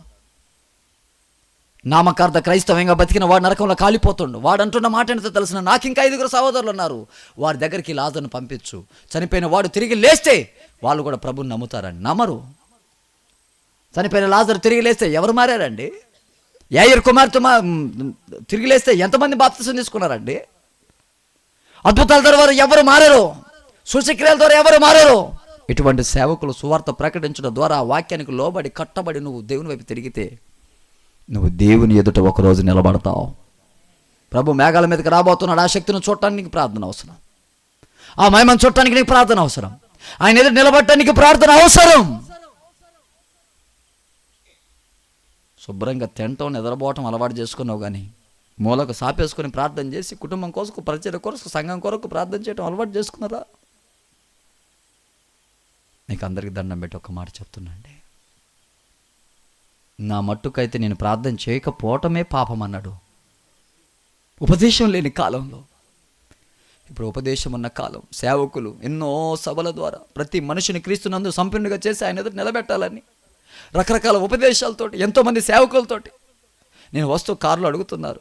ఒక నెల ఇంకొక సేవకుడు, ఇంకొక నెల ఇంకో సేవకుడు, ఇంకొక నెల ఇంకో సేవకుడు. కారణం ఏంటి? దేని కొరకు ఈ ప్రయాస, దేని కొరకు ఈ పోరాటం, దేని కొరకు ఈ ఆర్భాటం, దేని కొరకు ఈ యొక్క స్థితి? ఒకటి దేవుని ఎదుట మిమ్మల్ని నిలబెట్టాలని. దేవుని పరిశుద్ధ నామానికి మహిమ కలుగును గాక. ప్రతి ఒక్కరిలో ఒక తీర్మానం రావాలి. నీ అంతరంగం సరిగా లేదా? సరి చేసుకో. నీ రక్షణ వస్త్రాన్ని, అంటే పాత అలవాట్లను పోగొట్టుకోలేదా? వాటిని పోగొట్టుకో. నీ రక్షణ వస్త్రాన్ని కాపాడుకో. నీకు ప్రార్థన ఆత్మతో నువ్వు నింపబడలేదా? ఈ దినం నుంచి ఆరంభించు. దేవుడు తన ఎదుట నిలబెట్టుకునే శక్తిని నీకు ఇవ్వబోతున్నాడు. ప్రార్థన చేద్దాం. అందరు తల వంచండి.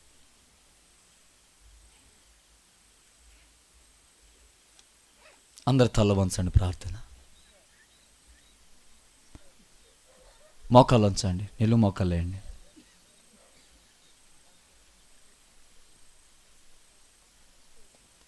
ఇంకా పాపంలోనే మన జీవితాలు ఉంటే ప్రభు ఎదుట మంచి ఒప్పుకోలు. ప్రభువా, నా అంతరంగం ఇంకా పాపంలో ఉంది నాయన, నీ ఎదుట నేను నిలబడటానికి నా అంతరంగానే చూస్తావు కదా, నా పై రూపాన్ని చూడవు కదా. నా అంతరంగంలో ఎంత మురికి పెట్టుకుని ఎదుట నిలబడగలను? ఏ గర్వం, అహంకారము, ఏ రోత నాలో ఉండొద్దు నాయనా. ఏ పాపం, ఏ చీకటి నాలో ఉండొద్దు తండ్రి. ప్రభు ఒకసారి నన్ను జ్ఞాపకం చేసుకో. యేసయ్యా నన్ను ఒకసారి జ్ఞాపకం చేసుకో. జస్ట్ ఒక 5 minutes, ఒక మంచి తీర్మానం, ఒక మంచి తీర్మానం. ఇంతకాలం నీ పై రూపాన్ని చూసుకొని మురిచిపోయినావు. ఇప్పుడు ప్రభు అడుగుతున్నాడు, యెరూషలేమా, యెరూషలేమా, ప్రవక్తలు చంపడం అయితే నేర్చుకున్నావు కానీ పద్ధతి మార్చుకోవడం నేర్చుకోలేదే. సేవకుడు ఒక ఉపదేశం చెప్తే కఠినంగా మార్చుకోవడం నేర్చుకున్నావు. నడిపింపుకు లోబడ్డం నేర్చుకోలేదే. ఈ రాత్రి ప్రభు సూటిగా మాట్లాడుతాను. ప్రభువా, నేను పాపిని ప్రభు పాదాలు పట్టుకుందామా? యేసు రక్తం వేరులే పారుతున్న శుభవేళ, ఉచితమైన రక్షణ నీ కొరకు ఎదురు చూస్తున్న శుభవేళ. ఇంకా 2 చేతులు చాచి ప్రభు నీ వైపు ఎదురు చూస్తున్న వేళ. అయ్యా, నన్ను కడుగునైనా. అయ్యా, నా అంతరంగాన్ని శుద్ధి చేయి తండ్రి. దైవమా, అన్నీ ఉన్నాయి, ప్రార్థన లేదయ్యా. అయ్యా, నాలో అన్నీ ఉన్నాయి కానీ ప్రార్థన లేదు ప్రభువా. యేసయ్యా, అందరూ ప్రార్థన చేద్దాం, అందరూ ప్రార్థన చేద్దాం, అందరూ ప్రార్థన చేద్దాం, అందరూ ప్రార్థన చేద్దాం. ప్రార్థనాత్మతో ప్రతి ఒక్కరి ప్రభు నింపబోతూ ఉన్నాడు. ఓ బలమైనటువంటి గాలి ప్రాంతం అంతా సంచరించడం మీరు గమనిస్తున్నారు. నలుదిక్కుల నుంచి దేవుని ఆత్మహతులైన వారిని లేపినట్టుగా ఆత్మీయంగా పడిపోయిన ప్రతి బిడ్డను ప్రభు లేవనెత్తబోతున్నాడు. ఎంతకుమంది నువ్వు ఒకవేళ పడిపోయి ఉన్నావు, ఎంతకుమంది నీ పరిస్థితి పాప స్థితి, రక్షణ వస్త్రాన్ని పోగొట్టుకున్నావేమో, ఆత్మీయతను పోగొట్టుకున్నావేమో. ప్రభు పునర్వైభవాన్ని ఇవ్వబోతున్నాడు. ఈ సభ ద్వారా నీకు ఒక నూతనమైన మలుపు కలగబోతా ఉన్నది, ఒక బలమైన మార్పు కలగబోతా ఉన్నది. ప్రభువా, నీ ఎదురు నిలబడే శక్తి నాకు కావాలి ప్రభు. నీ ఎదురు నిలబడే శక్తి నాకు కావాలి నాయన. దయచేసి ఒక జస్ట్ యేసయ్యా, నీ శక్తి నాకు కావాలి ప్రభు. నీ శక్తి నాకు కావాలి నాయన. నీ శక్తి నాకు కావాలి తండ్రి. నీ శక్తి నాకు కావాలి ప్రభు. ప్రార్థించాలి, అందరూ ప్రార్థించాలి. నేను ముగించబోతున్నా, జాగ్రత్తగా అందరూ ప్రార్థించండి. అయ్యా, అయ్యా, అయ్యా, యేసయ్యా,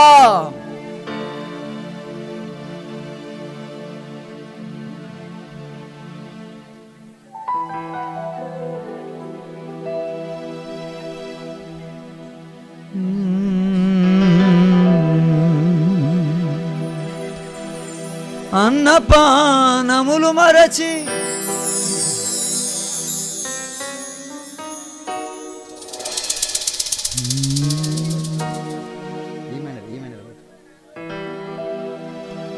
నీ ప్రేమ ఎంతో ఎంతో మధురం, నా ప్రాణాత్మ శరీరమును యేసయ్య రాకకై సిద్ధపరచుము. ప్రాణాత్మ శరీరమును యేసయ్య రాకకై సిద్ధపరచుము. చప్పట్లు కొడతారు. నా ప్రాణ శరీరమును యేసయ్య రాకకై సిద్ధపరచుము. నా ప్రాణాత్మ శరీరమును యేసయ్య రాకకై సిద్ధపరచుము. చూడమా, నా ప్రాణాత్మ శరీరమును యేసయ్య రాకకై సిద్ధపరచుము. నా ప్రాణాత్మ శరీరమును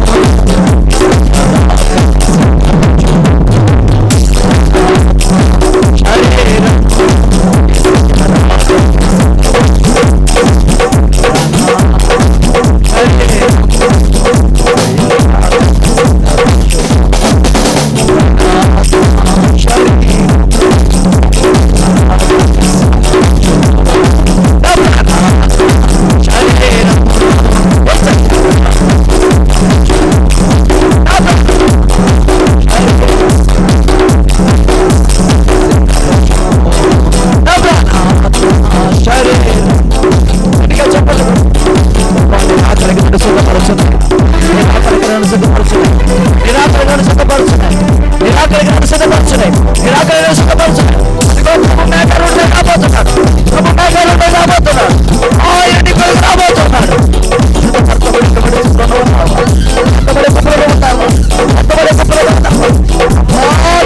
తండ్రి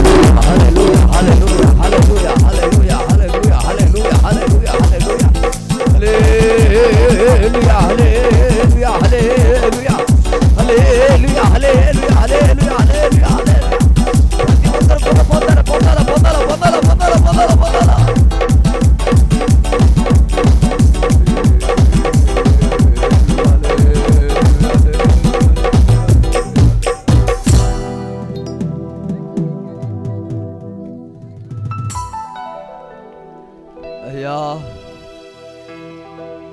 ఈ భక్తి రోగాల కోసం కాదయ్యా, సమస్యల కోసం కాదయ్యా, నీ ఎదుట నిలబడ్డాని తండ్రి.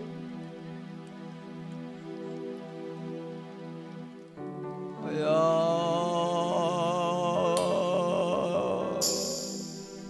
పాపినయ్యా, నా అంతరంగాన్ని శుద్ధి చేయి తండ్రి,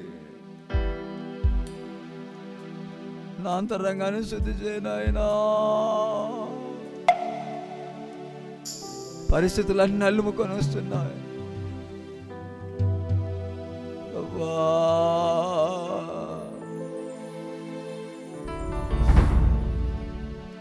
ఈ రాత్రి నీ పశ్చాత్తాపాన్ని ప్రభువు చూస్తున్నాడు. నీకు ఇవ్వబడిన రక్షణ ఎంత గొప్పది, అవసరం ఎంత గొప్పది. జ్ఞానులకు ఇవ్వలేదే, ధనవంతులకు ఇవ్వలేదే, ఉన్నతమైన వారికి ఇవ్వలేదే, ఎన్నిక లేని నీకు నాకు ఇచ్చినాడే. దాన్ని ఎలా పోగొట్టుకుంటావు, దాన్ని ఎలా పోగొట్టుకుంటావు? అయ్యా, ఈ రక్షణ వస్త్రం కాపాడుకునే కృప దయచేయనా. అన్నీ ఉన్నాయి కానీ ప్రార్థన లేదయ్యా. అయ్యా, అన్నీ ఉన్నాయి, ప్రార్థన లేదయ్యా. నీ ప్రార్థనాత్మ దయచేయి తండ్రి.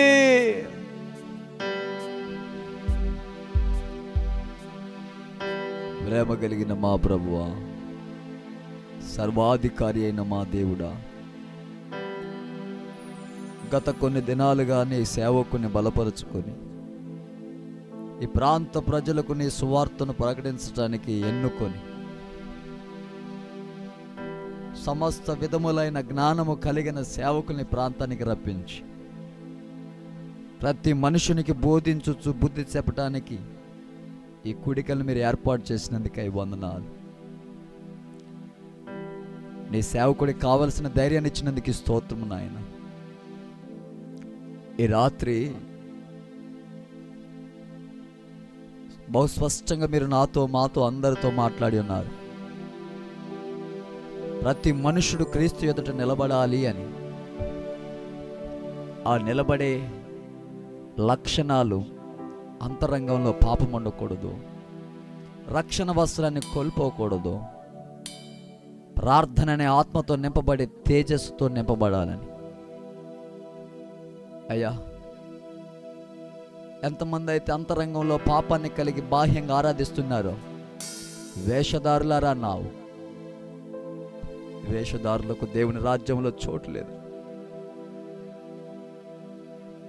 రక్షణ లేని వాడు నశించిపోతాడని, ప్రార్థన లేని వాడు దేవుని ఎదుట నిలబడలేడని బహు స్పష్టంగా మాట్లాడి ఉన్నారు. ఇంకా బాప్తిసం పొందిన వారు వారు తీసుకున్న తీర్మానం బట్టి స్తోత్రము నాయన.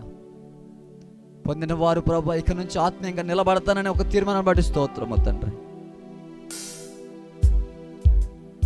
ప్రాంతంలో నీకు సేవకుడు ప్రయాసపడుతున్న ప్రయాసం వ్యర్థం కావటానికి వెళ్ళలేదు. నీ రాకడికి రాజ్యానికి కొన్ని ఆత్మలైన పట్టబడును గాక. బిడ్డలు ఏ రోగంతో వచ్చారు, ఏ బలంతో వచ్చారో మీరు చూచున్నారు నాయన. మానక బిడవక ఆశీర్వదించే దేవుడు వారి పక్షాన్ని నిలబడి ఆశీర్వదిస్తాను. మధ్యాహ్న కాలం వేళ మీరు బహు స్పష్టంగా మాట్లాడి ఉన్నారు. ఈ సాయంకాల వేళ నీ ఎదుట నిలబడే శక్తిని మా అందరికి అనుగ్రహించండి. గనులు సమస్తమును విడిచిపెట్టి నీ పక్షాన్ని నిలబడిన సేవకులు ఇక్కడ ఉన్నారు నాయన. సంఘంలో ఎన్నో ఇబ్బందులు, ఎన్నో కష్టాలు, లోకంలో నుంచి ఎన్నో పోరాటాలు, ప్రయాసం మానక పరిగెత్తుండగా ప్రభా నీ వైపు చూసి పరిగెత్తుండ కృప దయచేయండి. ప్రతి అడ్డు ఆటంకాలు యేసు నామన తొలగిపోను గాక. చిన్నగా ప్రారంభించబడి ఈ పరిచర్య మహాసముద్రంగా మార్చబడును గాక, విప్లవాత్మకరంగా మార్చబడును గాక. దీనికి ఎంతో ఆర్థికంగా ఖర్చు ఉంది నాయన, మీరు తీర్చండి ప్రభు. నీ బిడ్డను లేవనెత్తండి నాయన. ప్రార్థన అవసరం ఉంది నాయన, ప్రార్థించేవారు లేవనెత్తండి నాయన. పరిచర్య అవసరం ఉంది నాయన, పరిచర్య చేసేవారు లేవనెత్తండి నాయన. అనిగి మనిగి నీ ఎదుట ఒదిగే బిడ్డలు లేవనెత్తమని ప్రార్థిస్తున్నాను. ఉదయకాలం సాయంకాలం ప్రభు మేమందరం కలిసి నిన్ను ఆరాధించడానికి ఇచ్చిన కృపకై స్తోత్రం. ఎంతమంది ఎన్ని విధాలుగా సహకరించినారు ప్రతి కుటుంబాన్ని దీవించి కరెంటు నీ సమస్తాన్ని మీ స్వాధీనం ఉంచుకున్నందుకై స్తోత్రం. గ్రామ పెద్దల్ని, గ్రామస్తుల్ని, ప్రతి ఒక్కరిని అయా నీ రక్షణ కోట్ల భద్రపరిచి రక్షణ మారు మనసు వారికి కలిగ చేయమని, ఇప్పుడు వచ్చిన బిడ్డలకు లోక పరిశుద్ధులని కృప అనుగ్రహించండి నాయన. మీరు మహిమ పొందిన చిత్తమైతే మరొక పర్యాయము మేమంతా కలిసి ఆరాధించే కృప దయచేయమని, విన్న వాక్యము ద్వారా సాతానగాడు నన్ను ఎత్తకెళ్ళకోకుండానట్లు భద్రము చేసుకొని బహు జాగ్రత్తగా ఆత్మీయతను కాపాడుకుందుముగాక. సహాయం చేసి కృప చూపి ప్రతి ఒక్కరిని దీవించుమని యేసు పరిశుద్ధ నామాన్ని అడిగి వేడుకొని ప్రార్థిస్తున్నాము తండ్రి. మన తండ్రి అయిన దేవుని ప్రేమ, కుమారుని యేసుక్రీస్తు వారి కృప, పరిశుద్ధాత్మ యొక్క సన్నిధి సావాసం ఈ పరిచర్యలకు, లోక పరిశుద్ధులకు ప్రభు కృప తోడైండి నడిపించునుగాక. Amen, amen. అందరికీ